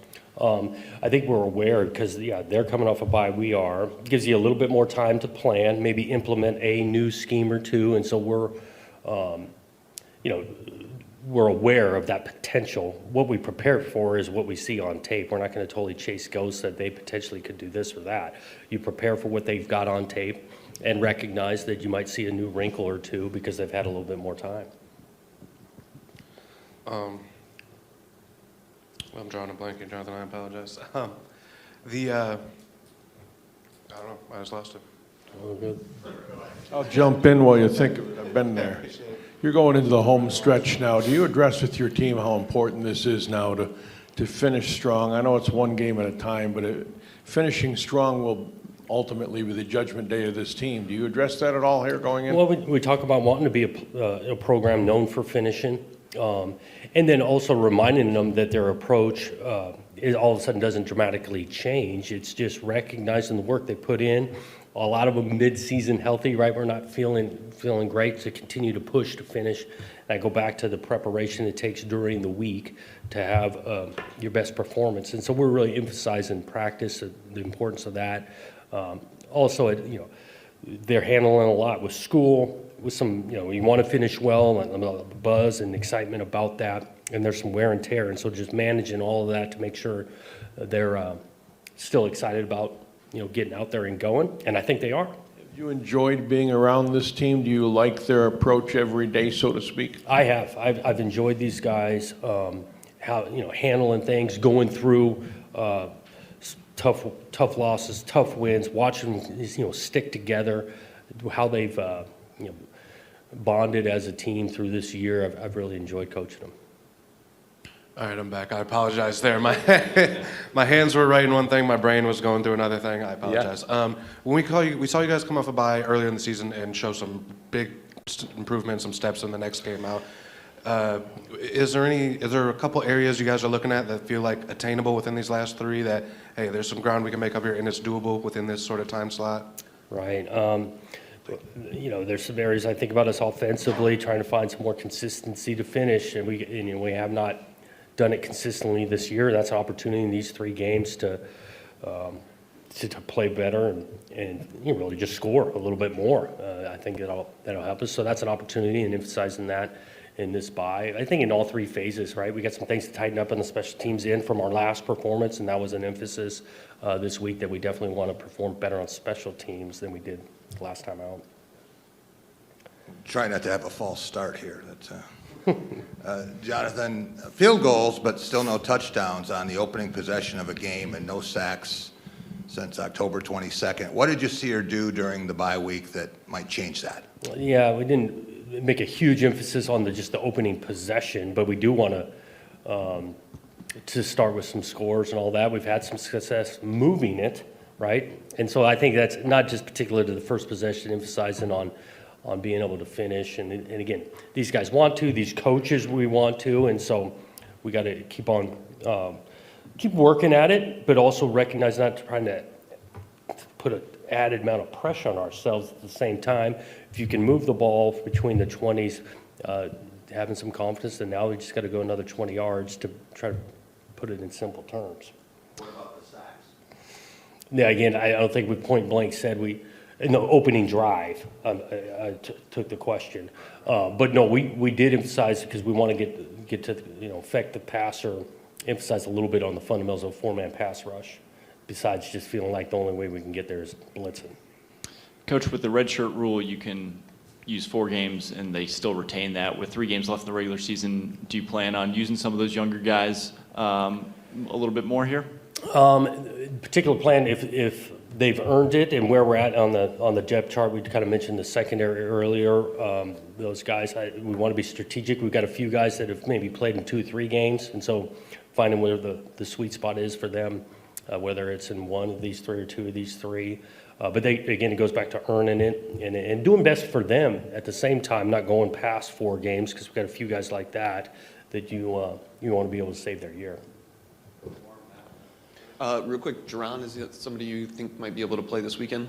Glover? Yeah. Yeah, we'll see how he looks at the end of the week. He got a little bit of limited time yesterday. And then obviously the turnovers. How have you seen Aiden use this bye week maybe to try and, it's just. I know. You continue to tighten the detail. I do think some of these turnovers are 11-man football, but that has been a spot that has not obviously helped us in opportune times. And we're playing another good defense this week that we're going to need to be really good with the football. The one thing that Illinois has struggled with is the pressure. What do you feel is different maybe? Is there anything different from you guys from the first 4 games up front? Is it maybe teams are getting a little better scout on your edge players? And I know we talked about how do you fix it, but what do the guys individually maybe have to do to kind of exact that pressure?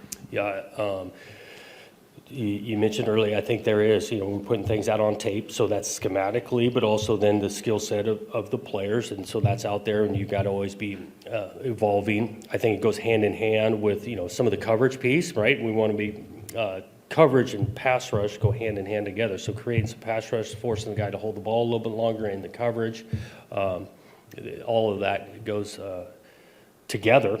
And so we want to be able to create some, really just not always just flat out the sack, but getting the quarterback to play off time, uncomfortable, being around him, force an errant throw, and I go back to the coverage and pressure, pass rush goes hand in hand.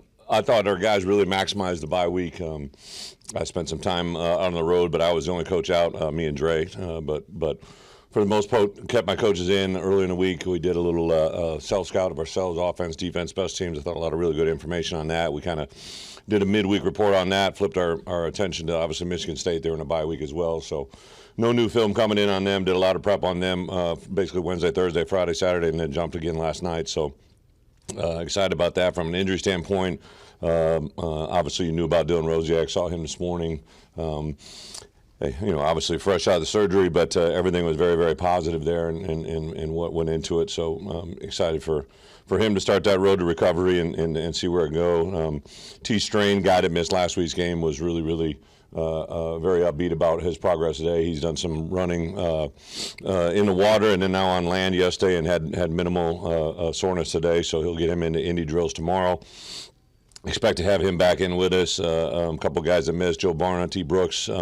Those guys really, Joe especially, Sunday night was full go, unrestricted, and had no setbacks. Was very excited to get him back out there. So should be full throttle going into this week. There's a couple guys that I think the week as it plays out, they've been sore, banged up. We really took it easy on a bye week, so we've not seen them out of practice. Wanted to give them Sunday, I guess, additionally, guys that have played a lot of football for us.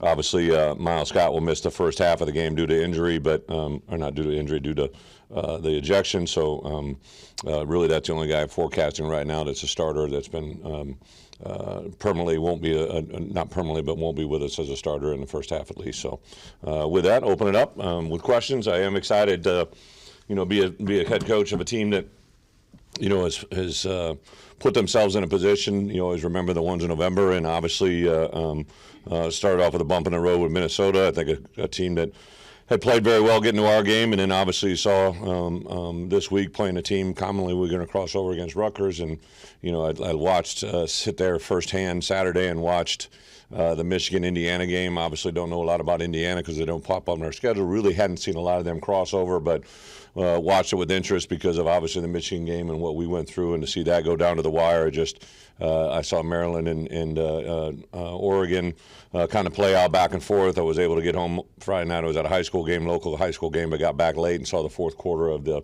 UCLA-Iowa game and watched Iowa the week before. I think, take Wisconsin to task. So it's just, I think in this league, there's a lot of really good football teams. To be a 6-3 team, we've obviously lost AP ranking-wise, right, to the number 1 and the number 5 team in the country. Lost a heartbreaker to Minnesota. So obviously a 6-3 team that not happy to be 6-3, but in this league where we're at in the world of college football, the way it lays out today, I just don't think you're going to see the amount of unbeaten, one-loss teams, just the parity that's in college football now because of the portal and because of NIL and even the changing of the restructuring of shared revenue, I think, in our conference and in the SEC, to see that many quality teams playing each other week in and week out has just really brought a different venue. And even for me during our bye week last week to look at my schedule, my roster as it lays out right now and what's in front of us. We are a very, sophomore, junior laden football team. We're the third, I believe, youngest football team in the group of fours.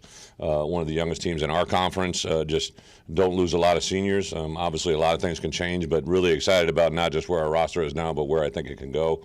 And in this world that we're going to get into, hopefully, in sometime in 2025 with revenue sharing, which I think is going to balance that playing field.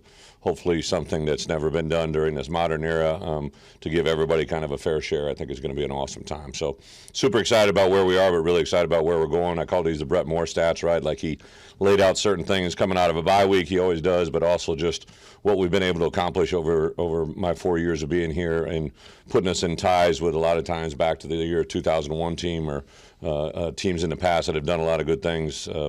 I'm excited. I get frustrated with sometimes the little bumps in the road that we go through, but to bottom line, be able to come out here this Saturday, to have 7 home games and know that we've won 5 of our 6 opportunities and lost a heartbreaker to Minnesota. But I hope the crowd and the people that show up on Saturday realize there aren't a lot of seniors in this year's class, but the guys that are there have put a lot into it. I gave T-Raw Edwards a chance to speak yesterday in front of the team, and I think here's a guy that comes to us from Ohio via transfer of Northwestern to see him play the way he's playing right now and to see the passion that he has and the way his teammates react to him is, for me as a head coach, to sit in those meetings and to watch that daily is a pretty awesome feeling. So good reminder for all of us of how good we've been able to do things and hopefully can only get better. So with that, open up really this time 4 questions. What's your in-helmet guy defensively without Miles and that? It naturally defaults to Mac Rossetti, just because he is Miles' backup. We have done everything with our linebackers up front, so obviously Dylan not there, but with Cruci, KO. Back when this whole thing started, I knew I had a D coordinator who saw it through the lights of a D. You always kind of, no matter what coordinator I've always had, one of my first defense coordinators, Mike Hankwitz, he was an up front guy, right? And but then I transitioned to Dave Doran, who was up front, and I went to Chris Ash. Chris Ash was a back end view guy. He was a defensive back coach by experience, so he kind of always saw the game forward. And then the same thing when I came here with Ryan Walters. Ryan saw the game, I believe, from the defensive end back forward, and that's the way Aaron sees it. So I see why those guys commonly default. If I was play calling it, I'd probably go to a linebacker because that's how I see the game and call it. But that would be the guy that would take it, Mac. Xavier Scott, how's he progressing? Yeah, absolutely. Sorry, good question.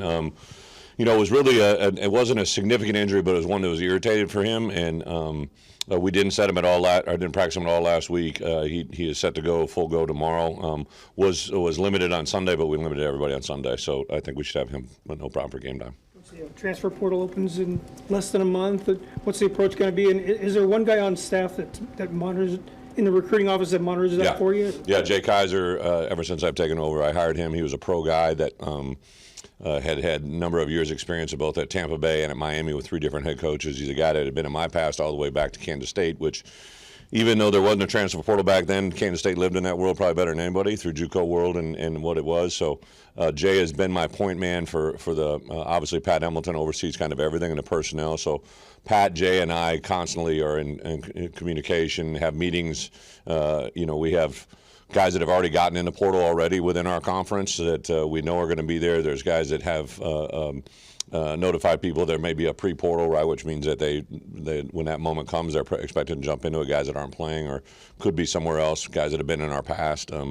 So yeah, Jay monitors that and tracks it. And I mean, the thing about the portal when it hits, you could get a call at 6 in the morning. It's also up to the processing of the school he's leaving. So when the school gets their notification, some schools will deliberately hold that as long as possible, trying to talk kids out of it or however they want to look at it. So you really get them at all times of the day.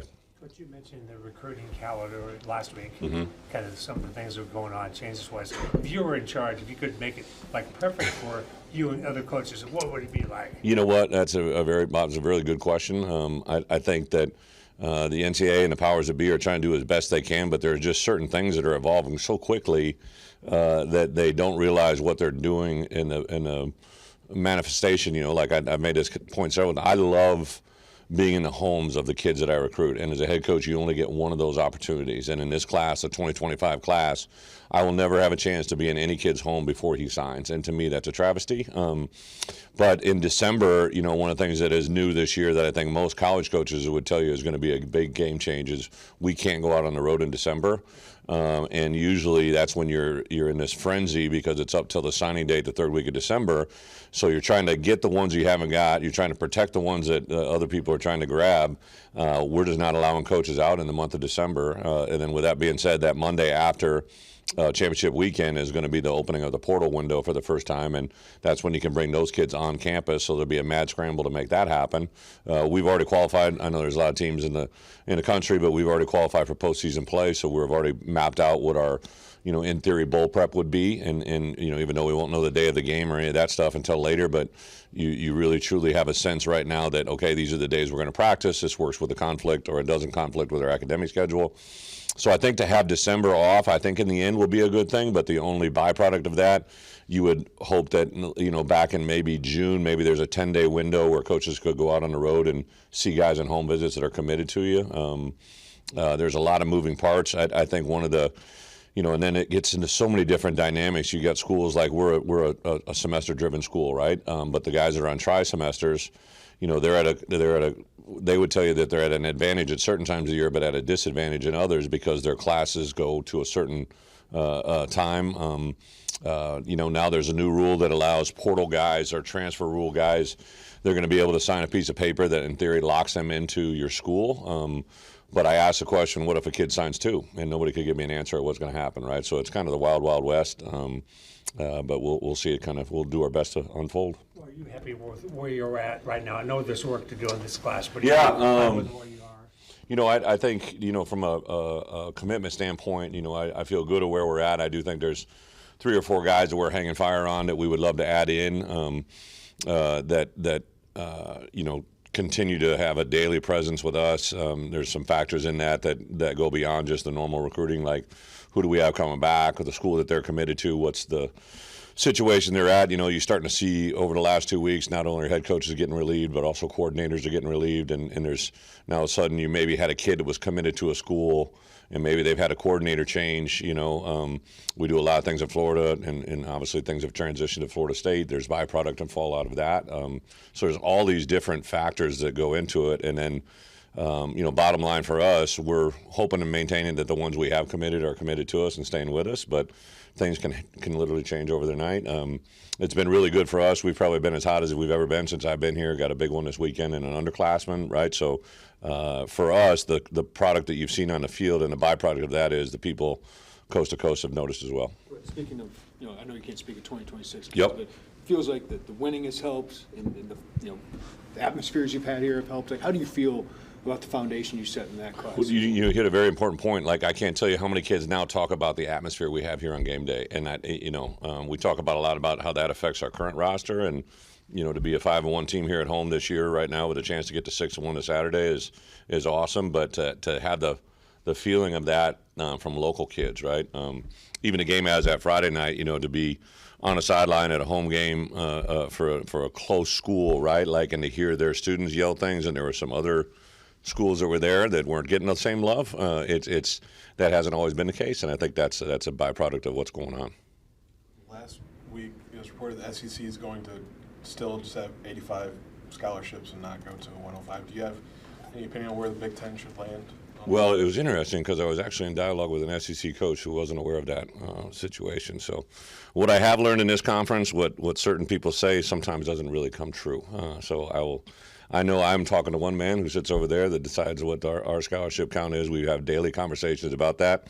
I can't really control what others do. You know, I think the real story, to be honest, is I think there's going to be a certain number of schools that divide scholarships, which has never been done in Division I football, right? So that's an FCS, you know, lower level rule that has been in place for years in that division, right? But now you have a kid that maybe is trying to decide between a full scholarship, maybe at a group of four, you know, a lower level or a MAC or something, you know, that is not quite Big Ten or SEC, and maybe you can get them for half a scholarship, right, and as opposed to a full scholarship somewhere else. So there's going to be some interesting things, I think, that play out in that world more than the 85. What jumps out about Michigan State, their identity on offense and defense, and maybe some keys to the game for you guys? So I've been a big fan of Coach Smith. I've known him indirectly. Brian Wozniak, their tight ends coach at Michigan State, was with him at Oregon State. Woz and I have known him since he's a high school kid that I recruited, just love who he is, what he represents. And when he was working for him at Oregon State, I would see him at coaching conventions, talk to him. Another former player of mine, Josh Oglesby, who's now the O-line coach at Arizona State, worked there as well. And the way those kids talked about Coach, I just knew he was a really good coach. So then getting to know him in meetings and be around him, just super impressed with who he is, what he represents. I think he's great for our game. He cares about the game a lot. Their kids are very well coached, I think, offensively, defensively, and even in the special teams world, you see them, as the year has gone on, try to draw on their players' strengths, try to probably minimize what they're doing and keep the volume lower to try to increase the intensity. I think their quarterback is a very opportunistic player, very impressive, very good athlete that can throw the ball accurately, does a lot of good things on the move. Defensively, have a huge respect for their defense coordinator who was at Minnesota for a number of years, just the way they play, the way they coach, the way they teach them. So, yeah, a lot of respect for us going into that locker room and for us to play a Michigan State game at this time of the year, similar to what we had 2 years ago in 2022. Looks like kind of maybe on the same type of day, 10 to 20 mile an hour wind, so it's something we got to be ready for. Those teams under Michigan State with like D'Antonio, they were super smash mouth. What do you kind of see from this Michigan State team with Jonathan Smith? What are they going to try to do? Yeah, great question. I think,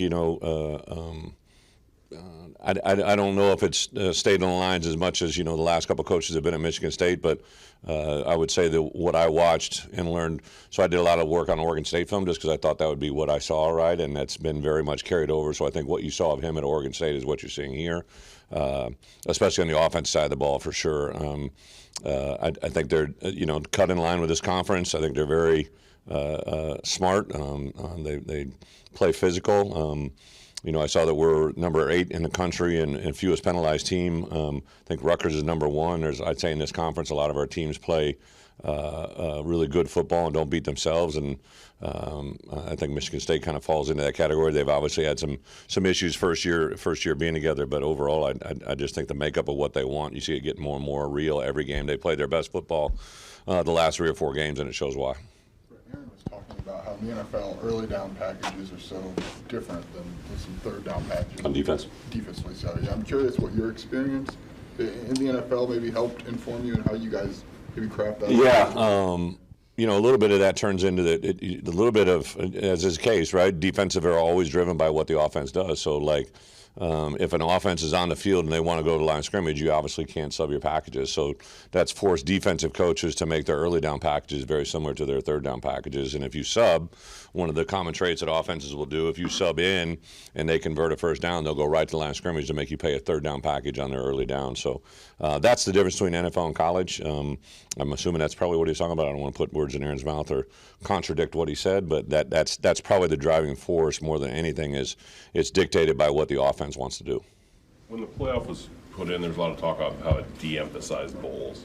Given that you're bowl eligible and there's kind of a wide range of Big Ten bowls after the playoff, what are your thoughts on how that all plays out now? Yeah, great question. I think it's unknown territory for everybody, right? So there's going to be 4 teams that get into the college football playoffs that are going to play on the road or at home, even teams that are very good football teams that are going to have a playoff game, and when they're done, right? And I think the part that is really crazy, in this 12-team playoff, everybody's vying, and there's a lot more contention that our teams are alive longer than ever before, right? And I think it just elevates the play. Like, I'm not oblivious to the fact if we were able to, convert a score at the end of that Minnesota game, be able to pull that out, how a 7-2 football team, we'd probably be somewhere in the top 14 right now, based on our strength of schedule compared to everybody else that's out there. So that's how close it is. Unfortunately, we weren't able to do it. So I wanted to make our guys realize how close that were to that moment and how we're just one game out. Who knows how the next 3 weeks are going to play out. I made a special interest, just, idle time this weekend. So there was 3 teams, LSU, Rutgers, LSU, Louisville, and South Carolina, that are all 6-3 that were in the top 20, right? And that kind of just jumped out to me that we're a 6-3 football team that lost to number 5, number 1, and a bowl eligible Minnesota team, right? I know that the margin is very, very small, and we got to be able to take better advantage of it. But part of the process is getting our guys to understand how every game matters. One more after this, you do player development all year long, but when you have a bye week and maybe you're trying to get some veteran guys healthy, do you have some look guys? You throw some look guys out there last week? These guys can help us. Yeah, there was for sure. General Hunt will be a guy you see involved. I know I've said him before, but I thought he really had a good week. A couple offensive linemen. We really wanted to look at Des Schuster as a guy who's maybe not truly developmental. He's been with us, but he's been banged up. I definitely think you'll see a little bit more of him in the outside of linebacker world. JoJo Hayden continued to come along, but some of the young bucks, right, like guys you haven't really seen, Rio Sanders, Mario has really had a good, really, I'd say the last 3 or 4 weeks, but last week in particular, I thought he really had a good week. You guys don't get to see him. You only got to see him on 1 2-point play and a couple plays at the end of Eastern Illinois. Donovan Leary continues to be very impressive in where he's at, and Trey Petty does too. Trey's had a kind of neat to see those guys play in our system and where they're at. On the defense side of the ball, a guy that I'm really excited to kind of see where he goes, Demetrius John. We've actually played him inside at defensive line. He played a little bit outside backer. He's really had a good month to the back end.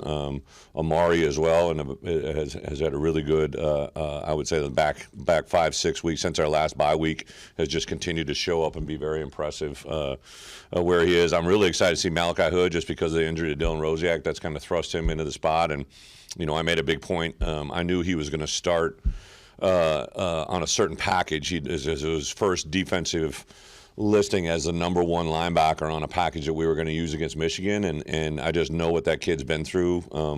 All the things that led up to his recruitment here, kind of took a chance on us and came out here and worked on that turf, and we offered him a scholarship, then came here, was really in a position. Tore his Achilles, took him out of football for a long time. And then to get him back out there, and I literally said in a team meeting on Friday night, I said, listen, I know when Malachi Hood, I go, what do you want to get called tomorrow? And he named a package that he was a starter on. I said, when that package gets called tomorrow, my bet is Malachi Hood does something special, and he had a fumble recovery on the very first play, right? There's just fun things in coaching. Obviously, winning is fun, but to see kids manifest themselves in front of you and watch them have success, it's those little moments right there that turn into maybe Malachi Hood 2 years from now as an All-Big Ten player that we're talking about in the draft, right? Like, those are just those really cool moments that are fun to watch. Does it affect your prep much if you might anticipate other teams at this point in the year two bringing up 2s and 3s either for depth issue or because they can preserve the red shirt, and how you might scout personnel? I'll get it. I'm not following. You might not have a lot of tape on Guys that they're playing? guys or using? that might show up in the games. Yeah, well, obviously they've had some injuries the last couple of weeks, so we're tracking guys that they mention or talk about.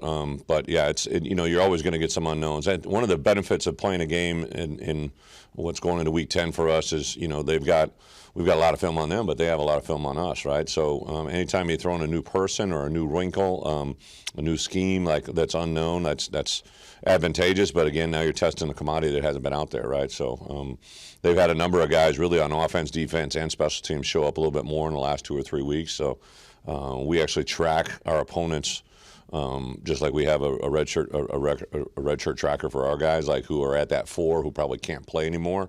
If they want to play them or that we don't want to play them, we don't know what's going on in their locker room, but we can definitely be aware of that. And on the flip side of it, I know they're probably doing the same to us. Back at it. Really good Maryland team that we're getting ready for. Offensively, very explosive. Coach Loxley does a great job. Certainly, he's been a handful for us in our time back here. We haven't had a ton of success against them, and especially playing on the road. So we got our hands full. Offensively, they're explosive. The Edwards kid, the quarterback, has done a really nice job. He's up at the top of the league in passing. Receiving room is as good as you'll play against an NFL receiving room. Felton leads the Big Ten, and Prather isn't very far behind. They really do. They have an NFL receiving room. And then Hemby, he's been playing, it feels like he's been playing forever. Very experienced. And then the O-line is gigantic. And they made a change here a couple weeks ago. And, we all here at Rutgers know Coach Robleski very well. A lot of respect for him and the job that he does. So, going to be a huge challenge for our defense for sure. When you flip it over, defensively, they're gigantic up front, especially their two interior guys. That's going to be a challenge to get some movement there. They're big, they're strong, they're physical. Linebacker group, experience. Hippolyte, another guy that, I feel like we've been saying his name for a long, long time. So, real good football player. And then the secondary is quality players, really good, long athletes. So, our hands are full, and, special teams, they do a good job. Some guys we know that are coaching their special teams, the most respect. Coach Zook is back there doing special teams and known Ron for a long time. So, well coached, quality football team going on the road, and going to be quite a challenge. Try to answer what I can. Just defensively, what's the key to continue that improvement that the team showed the other day, especially when it comes to tackling and the quality of tackling? Well, this is kind of a different operation. What Coach Loxley does offensively is a little different than what we faced last week. It's different every week, right? But this one is quite a bit different. So we're going to have a good plan for sure, put them in position to make those tackles. But as I mentioned, some of those names, they're really athletic guys. So it's going to be really straining, to the level that we strained and beyond. That I think our players should be able to say, all right, that is the standard that we have around here. That's what it's been around here. Nothing lower. And you got to. I really believe this. You're either getting better or you're getting worse. You don't stay the same. So it's got to be a little bit better or we're getting worse. But we got to have that kind of commitment to playing for each other and just splattering your body around the field. We got used to seeing Talia Tagovailoa the last couple of years. You mentioned the quarterback playing well, maintaining that system and playing well there. Does this offense look different with the change of quarterback, or what's your just assessment of the year-over-year for Maryland? And a little bit different, but not. You can see the bones are still the bones, right? And I think that they'll go into, they've had a lot of success against us offensively, so certainly we're studying what they did and trying to fix some of those things. But it's not like they didn't try to do that last year. We just have to go out and play at the quality level that we played this year, or last week. We got to do that, and we got to build upon that, and we're capable of doing that. 4 wide receiver sets, which hasn't really been common recently. What went into this? Does it speak to the wide receivers, the quarterback, or just want to change things up? I think it speaks to a lot of things, Bobby. I think it speaks to the wide receivers. We have quality wide receivers in our program. It speaks to Coach Shiraka's experience, that he has the knowledge and he's comfortable enough to adapt on the fly. And it also, you got to remember, we lost our starting tight end and we lost our second team tight end, right? So, and that's the same thing we had at the running back position. We had lost our second team running back, then we lost our first team running back. So I think you have to be more creative. And creative, when people say the word creative, it's not always double reverses and flea flickers. Creative is personnel. Creative is little things that, unless you're a coach, you don't have any idea are happening, but make a significant difference in the execution. So we'll continue to pick and prod and figure out ways. That's our job, But it's a challenge for sure. Abram and Tyler Needham looked like they got pretty banged up down at the end of the game. Do you anticipate those guys playing again this season? Just the nature of the injuries looked pretty bad. Well, we'll do that availability report on Saturday, and that'll be the technical or the final word on that. Just on Wesley Bailey, you kind of touched on it in your post-game presser, but just was it a decision for him to redshirt? Was it the injury thing? No, he can't play. He's physically unable to play, and we held out hope, but I think some of that caused some stress too. So I wanted to. He needs to get better. He needs to heal. And so it is what it is. He does have the option to redshirt because he only played 4 games. He does. Did you talk to him at all about coming back next year? No, I haven't talked to him at all about that. It's all been about his health. Just kind of going back to that D-line, like you mentioned, Wesley Bailey out for the year. Keontae Hamilton's been a guy throughout the season, played inside and outside. Defensive line had probably its best performance this season, given those injuries. What can you say about the versatility of some of those guys, and how can you repeat that performance this weekend? Well, I don't know if you can repeat that performance. I hope you can, and better.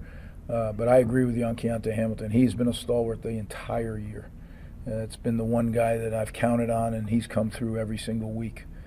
He's played well. He's graded out well every week.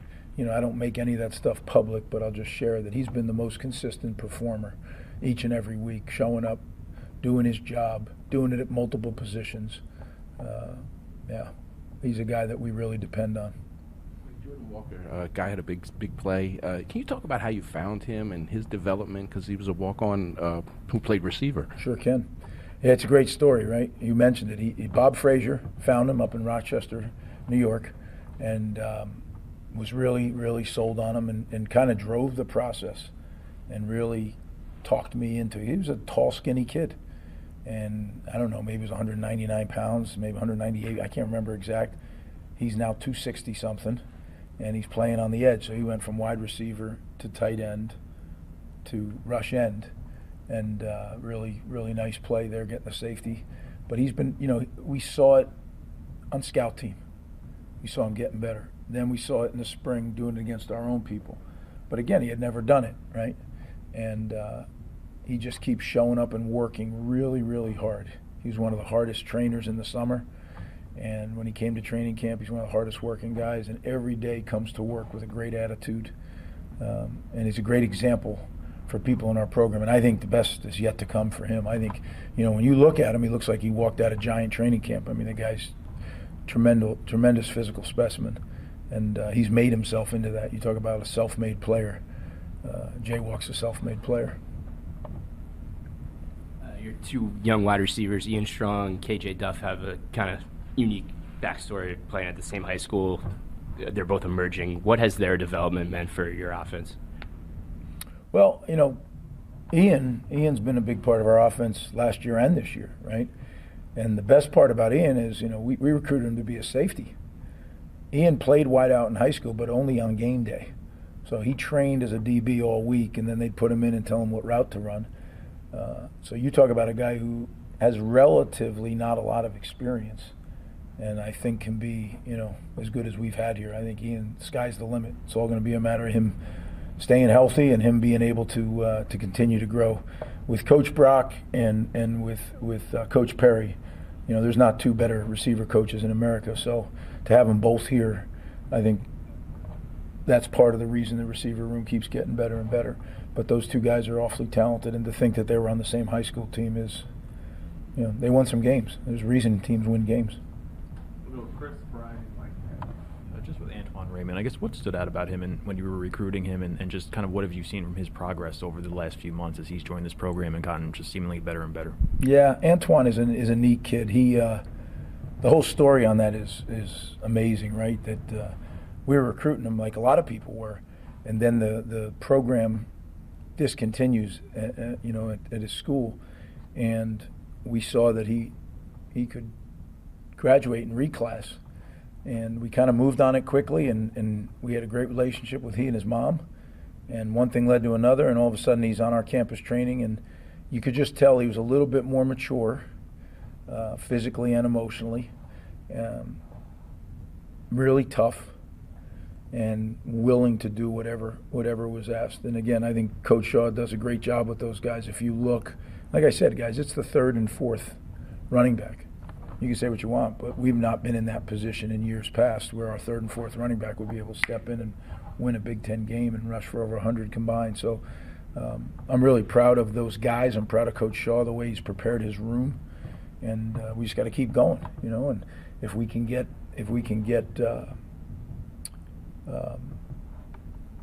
Kyle back, and now we have some guys that, you know, we knew what Benji could do. You know, we were trying to your redshirt question, we were trying to redshirt Benji, and we effectively are going to be able to now, which is important. So just see where the chips fall here this week, and we'll get them all ready, and then whoever can play, you know, they'll be the guys that play.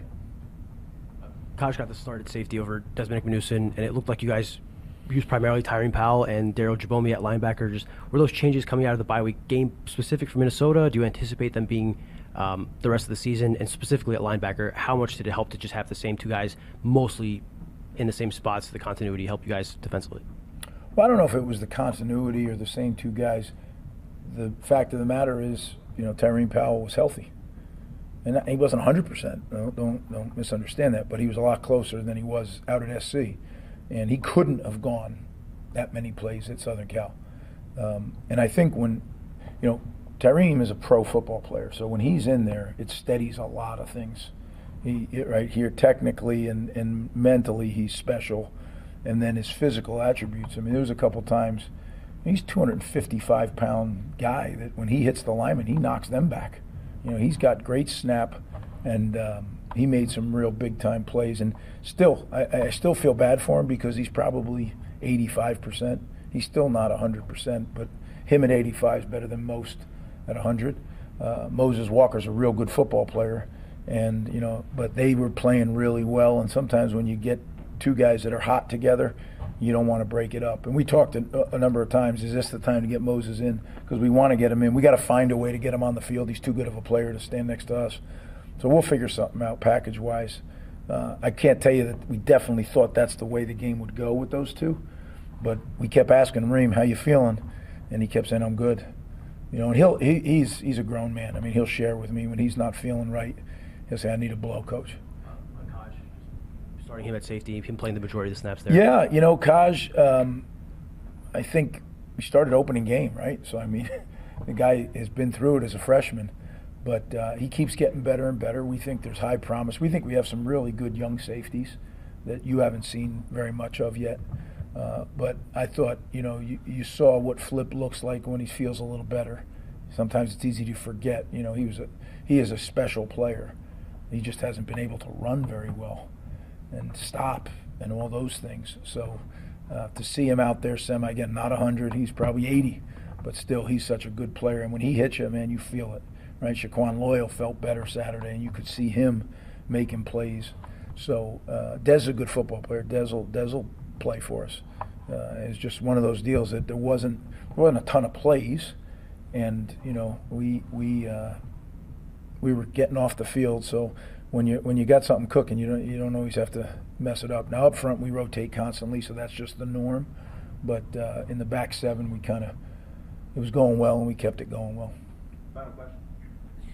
Coach, just on Ethan's performance, on Saturday, he played incredibly well. Had some big throws, had a big touchdown tight near the goal line there near the end of the game, fourth quarter.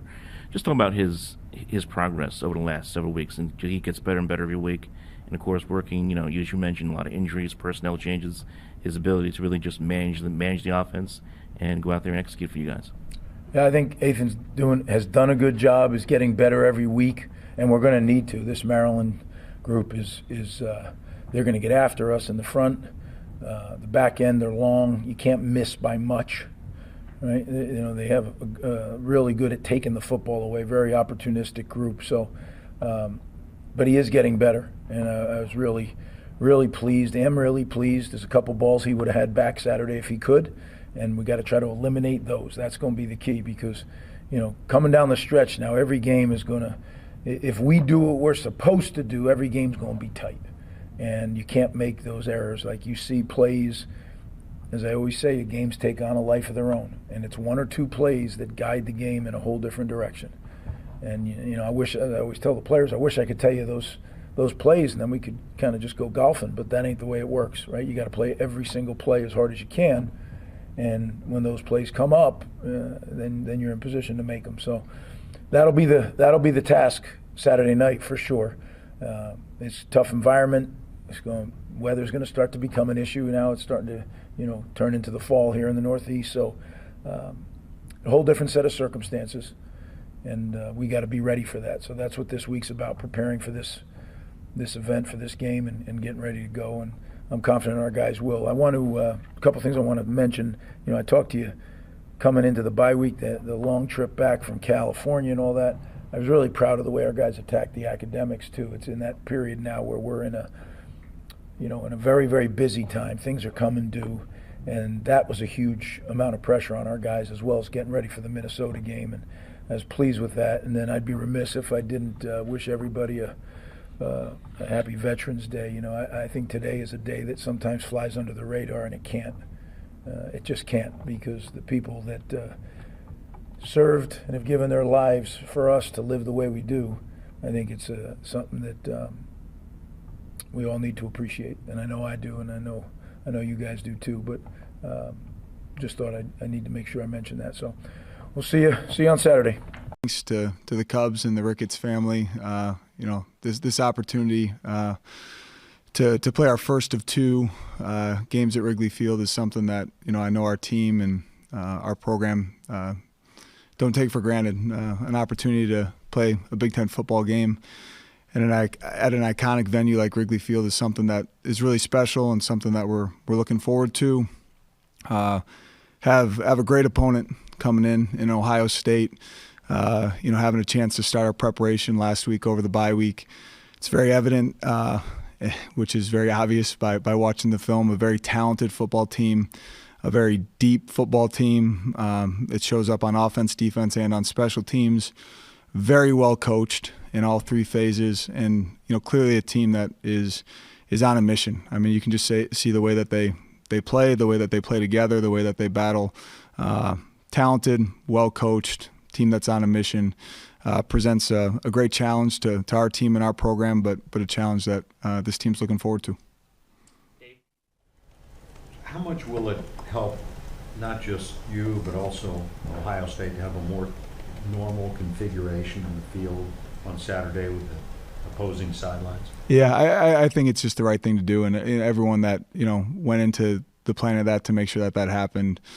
Huge thank you to. We made it work last year. It was pretty unique being on the same sideline, but feel really confident in the fact that this is a great setup, and having two opposite sidelines in a traditional manner is important. Coach, over the bye week, what did you learn about your team in just a self-scout mode?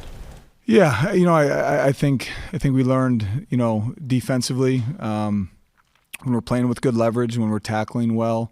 When we're playing good red zone defense, we can go up against anyone in the country and play winning football. I think offensively we found, that's the way we want to look. I mean, there's still room for improvement in all three phases, and specifically on offense. But we saw a running attack that was able to get going.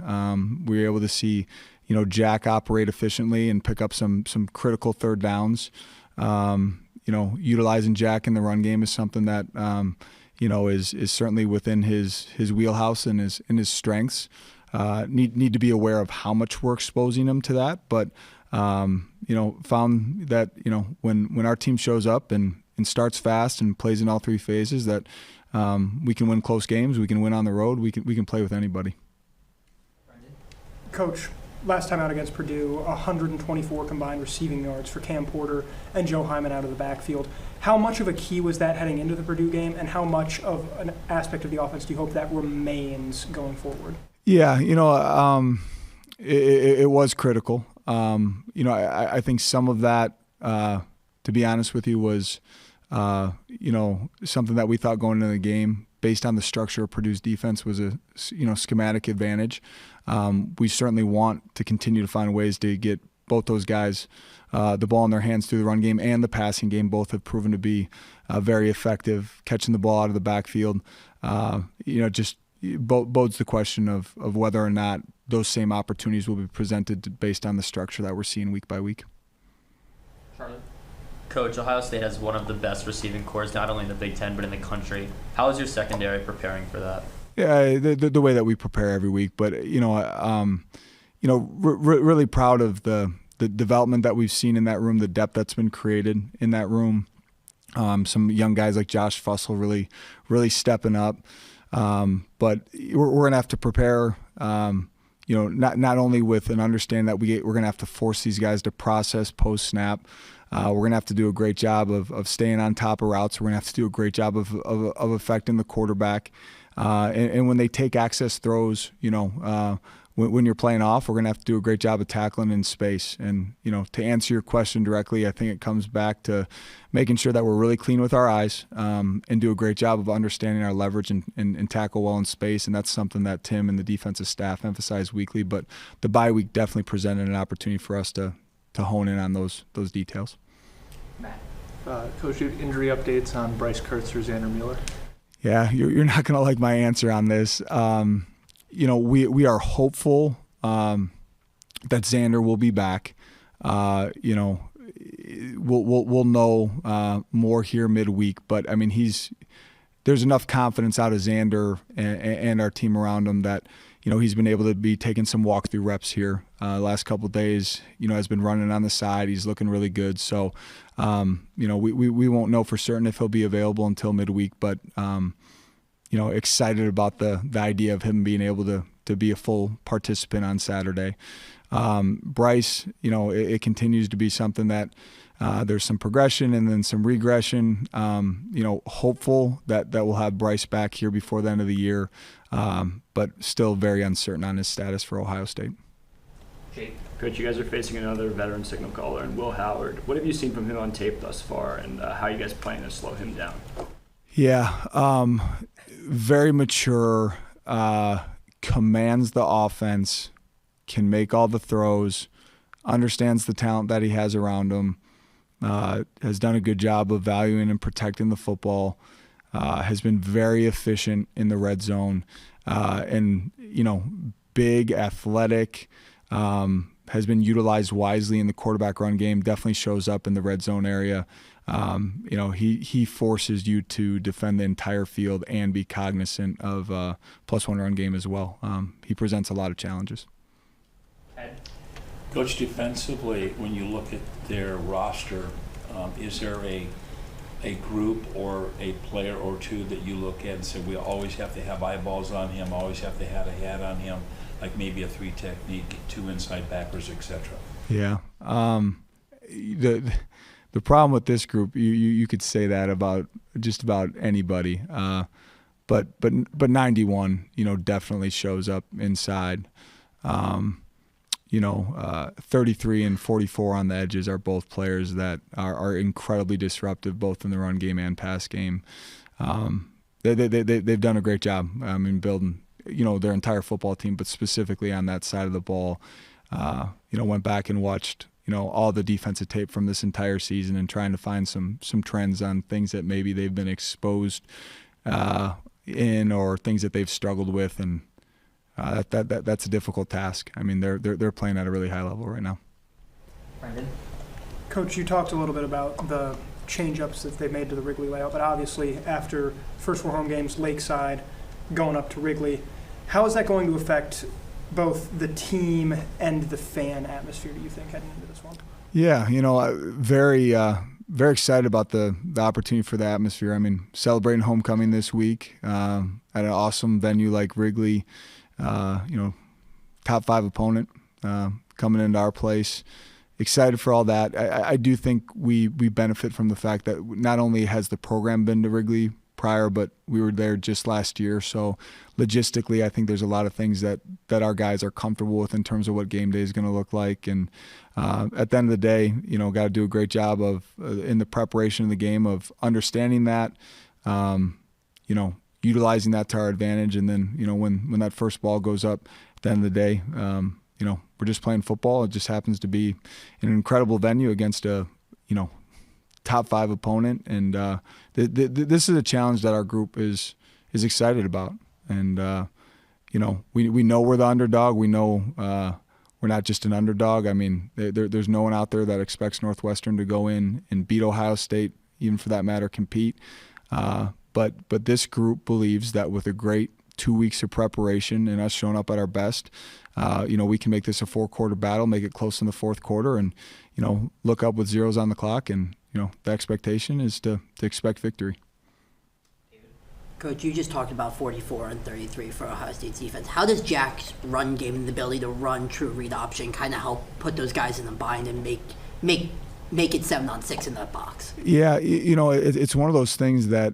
There's an old adage in offensive football, if you can't block them or you struggle to block them, read them, and you watch the Purdue film and, they're doing some of that with whether it be zone read or RPO, where these guys have the ability to squeeze on an offensive tackle, make it look like they're playing on the line of scrimmage and also get vertical.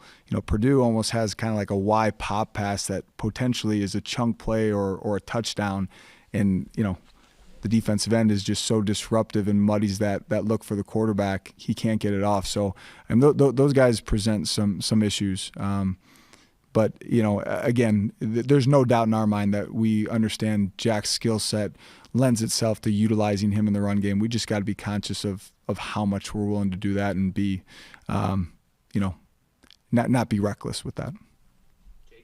Coach, you guys are entering what, at least on paper, looks to be your toughest 3-game stretch of the season. How would you characterize just the belief you've seen in this group that gives you faith that you can make these games not only competitive, but perhaps pull off an upset? Yeah, I mean, it comes back to the messaging that comes from a standpoint of just speaking truth. My belief and confidence in this group is unwavering. Whether the results show up, every single weekend the way that we want them to, those are things to evaluate. But really challenge this group after a two-game stretch against Wisconsin and Iowa to respond. And to respond in the way that we practice, in the way that we handle the details, in the way that we show up and compete and dominate our process, and then find a way to dominate on game day. And what we saw against Purdue was not a dominant performance. It wasn't a perfect performance, but the preparation that we saw throughout the week was really impressive, and the way that our guys hung in on the road in a tough environment and found a way to come out with a win gives me a ton of confidence and belief in our transition throughout a bye week into the fourth quarter of the season. And we got a lot to play for. We have one another to play for, but we also have an opportunity in front of us to extend this season and get ourselves to a bowl game, and that's something that I know all of us are excited about. Matt. Coach, Grayson Metz has made, again, with Xander potentially being out another week, Grayson Metz has really stepped up after not seeing a lot last year. It's admittedly eye test for me, but he seems to be doing a lot better.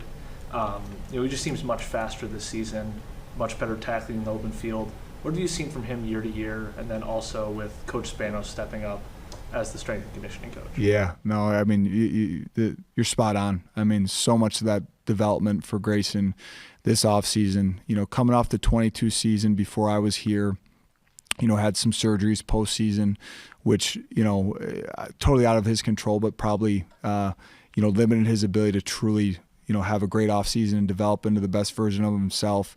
And I'm just telling you, like, postseason last year, from the Las Vegas Bowl transitioning into spring ball and then over the summer, you just saw a complete transformation in that young man.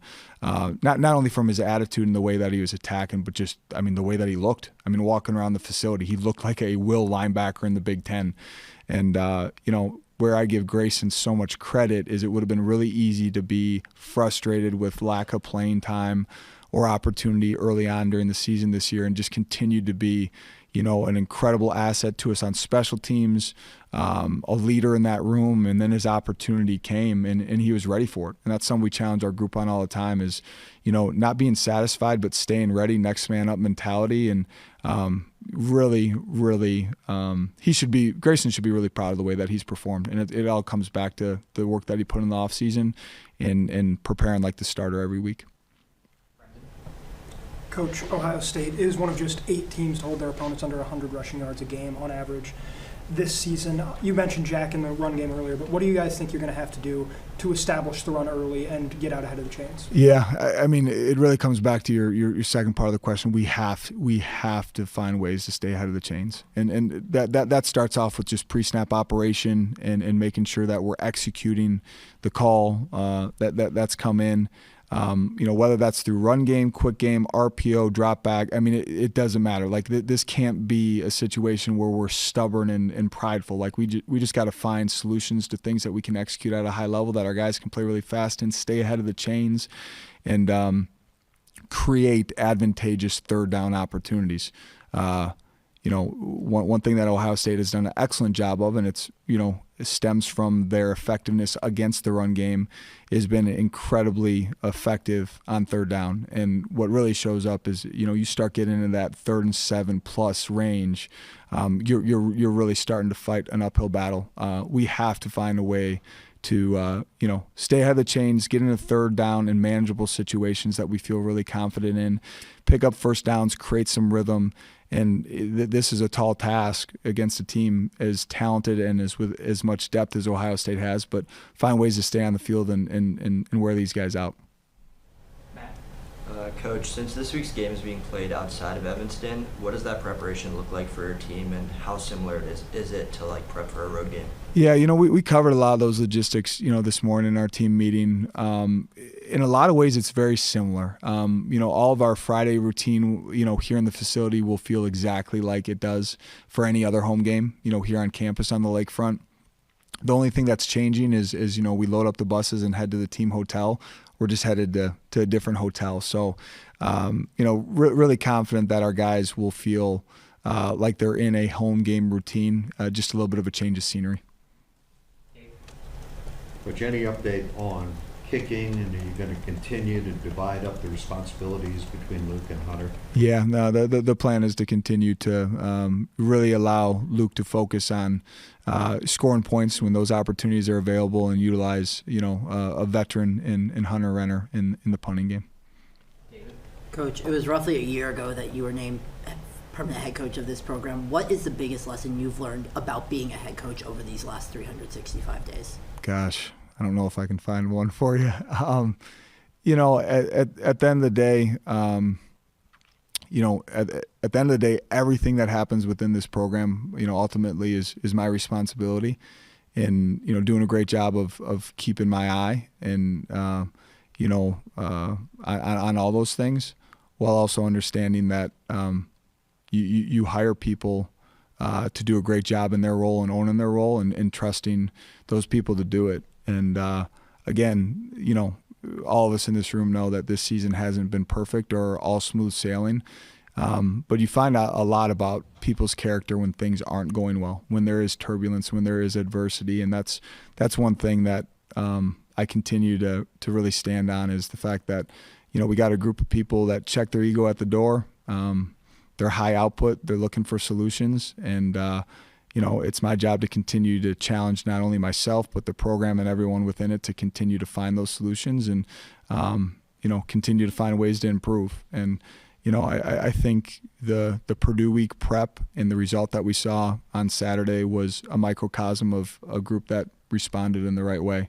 But you can't, be everywhere at all times. And it's trust in the right people, while also being willing to ask hard questions along the way to make sure that, I got a great pulse of everything that's going on within the program. Those are challenges. As it stands right now, we will be on pace to play 4 of the top 5 teams in the country. But that's what you get when you play in this conference. You want opportunities to see where you stack and go compete against the best. Nobody's complaining about playing good teams and elite teams. Like, if the goal is to be an elite program, that's how you get there. Is you got to learn the lessons, and you get to see firsthand, what it takes, what's required, in order to be in the elite status. Ron, you've talked about kind of how you love every guy on this roster, but this senior class, they're guys that were either here and believed in you when you were hired, or guys you found in the portal who believed in you. How special of a group is that to you? I guess kind of what's the takeaways of this group? Yeah, completely. I mean, words can't describe the amount of admiration I have for this group. Like you said, they either chose to be here and stay, or believed in what we're doing as a program to be added to this class. And I think, just obviously this season has not gone the way any of us would have envisioned or wanted it to. But regardless of the outcomes on Saturday, all of those guys to a man continue to show up, put in the work, prepare the right way, and then go compete and play hard on Saturdays. So extremely grateful for that. It's when you're 18 to 22 and the noise can get loud in a place that's passionate like West Lafayette and the Purdue community. That hasn't affected them the way you would anticipate it would, and so that just speaks volumes to their character and and really the foundation that they've laid in terms of the standard in which you need to prepare and the way you need to work. Obviously, there's a lot of variables that go into giving up a sack. Sometimes it's blocking, sometimes it's just what the defense does, holding on to the ball too long. Is there kind of maybe a constant you can combine with all of that, which is, obviously been a drive killer at times for you, is just taking an untimely sack? Yeah, I mean, there's a combination of a number of things. One, you're playing against an elite defense, and you might lose a one-on-one matchup. There might be a scheme scenario where you got to get the ball out quickly and you're hot off of a blitz. There could be a misread that leads you to holding on to the ball too long. Like there's a number of possibilities that could potentially lead to a sack. And I think all three of those aspects have showed up at times.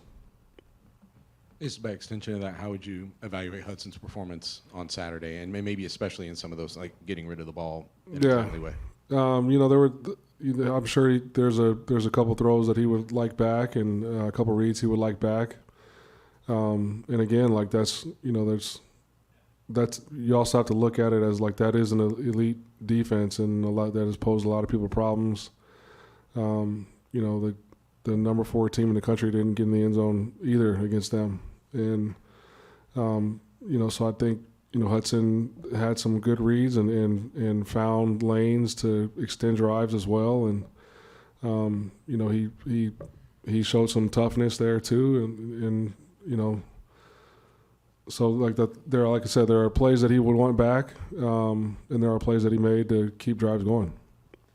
Obviously, you're coming up to in the last 3 games of your second year.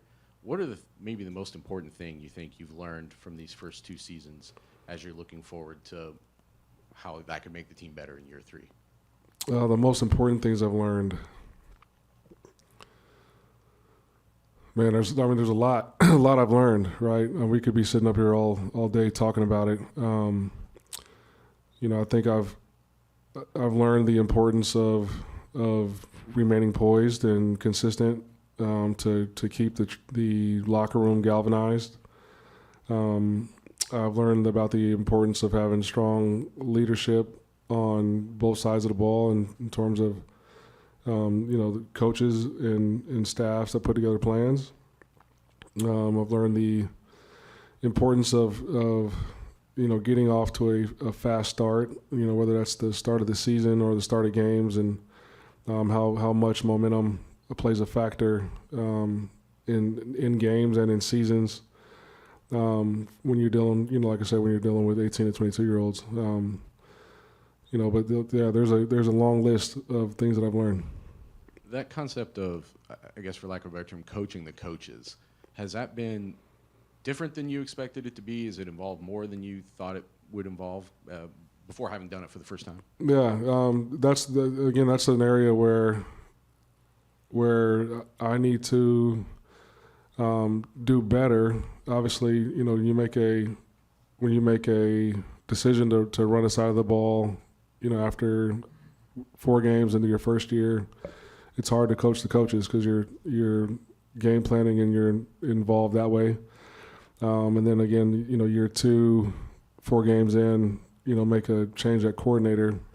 Now it's hard to see big picture, and that is what I've learned is, in order to effectively do my job for the program, like I have to remove myself from the inundated X's and O's and coach the coaches and have my influence on the entire roster and be the head coach. So I'm looking forward to that going into next year. Other questions? Sam? Go Sam and Tom. Hudson Miller is 6'2", 230. Does not look like a guy that would play the position he does Yeah. at this level. But each week he's gotten more and more reps on Saturdays, and now it looks like he's in a position where he might play a lot of reps this week and played a lot on against Ohio State. How has he kind of elevated up the depth chart and kind of proven that size doesn't matter? It's more heart and will and understanding to do the right things. Yeah, he has been extremely consistent. He's got the heart of a lion. you can't tell him that he's little. You know what I mean? He'll take offense to that. But he plays the game the right way, and he's what you want your locker room to embody in terms of toughness. The no excuse attitude, and just his willingness and drive to get the job done. You look out there and you can't believe he's making some of the plays he's making just because of the stature. But like I said, he got the heart of a lion. Hey Ryan, just back to the field goals again. Was the snaps and holds fine? You just missed a kick. Yeah, snaps and holds look good to me. When will you decide who's going to kick Saturday? After Thursday's practice. Quarterback-wise, is there a plan this week? Like last week, Hudson's QB1 obviously, but if you get a chance to play Ryan, you will with this package? We'll keep those decisions in-house. But yeah, if I was Penn State, I would be preparing for both. What about the block punt? It looked like it was just an issue of the protection up front. It wasn't on the punter? No, it wasn't on the punter. Just ID'd the wrong guy in protection. You just talk about Penn State specifically. I mean, obviously a great challenge. Their defense is one of the best, and they're an elite team going for the college football playoff. What do you see?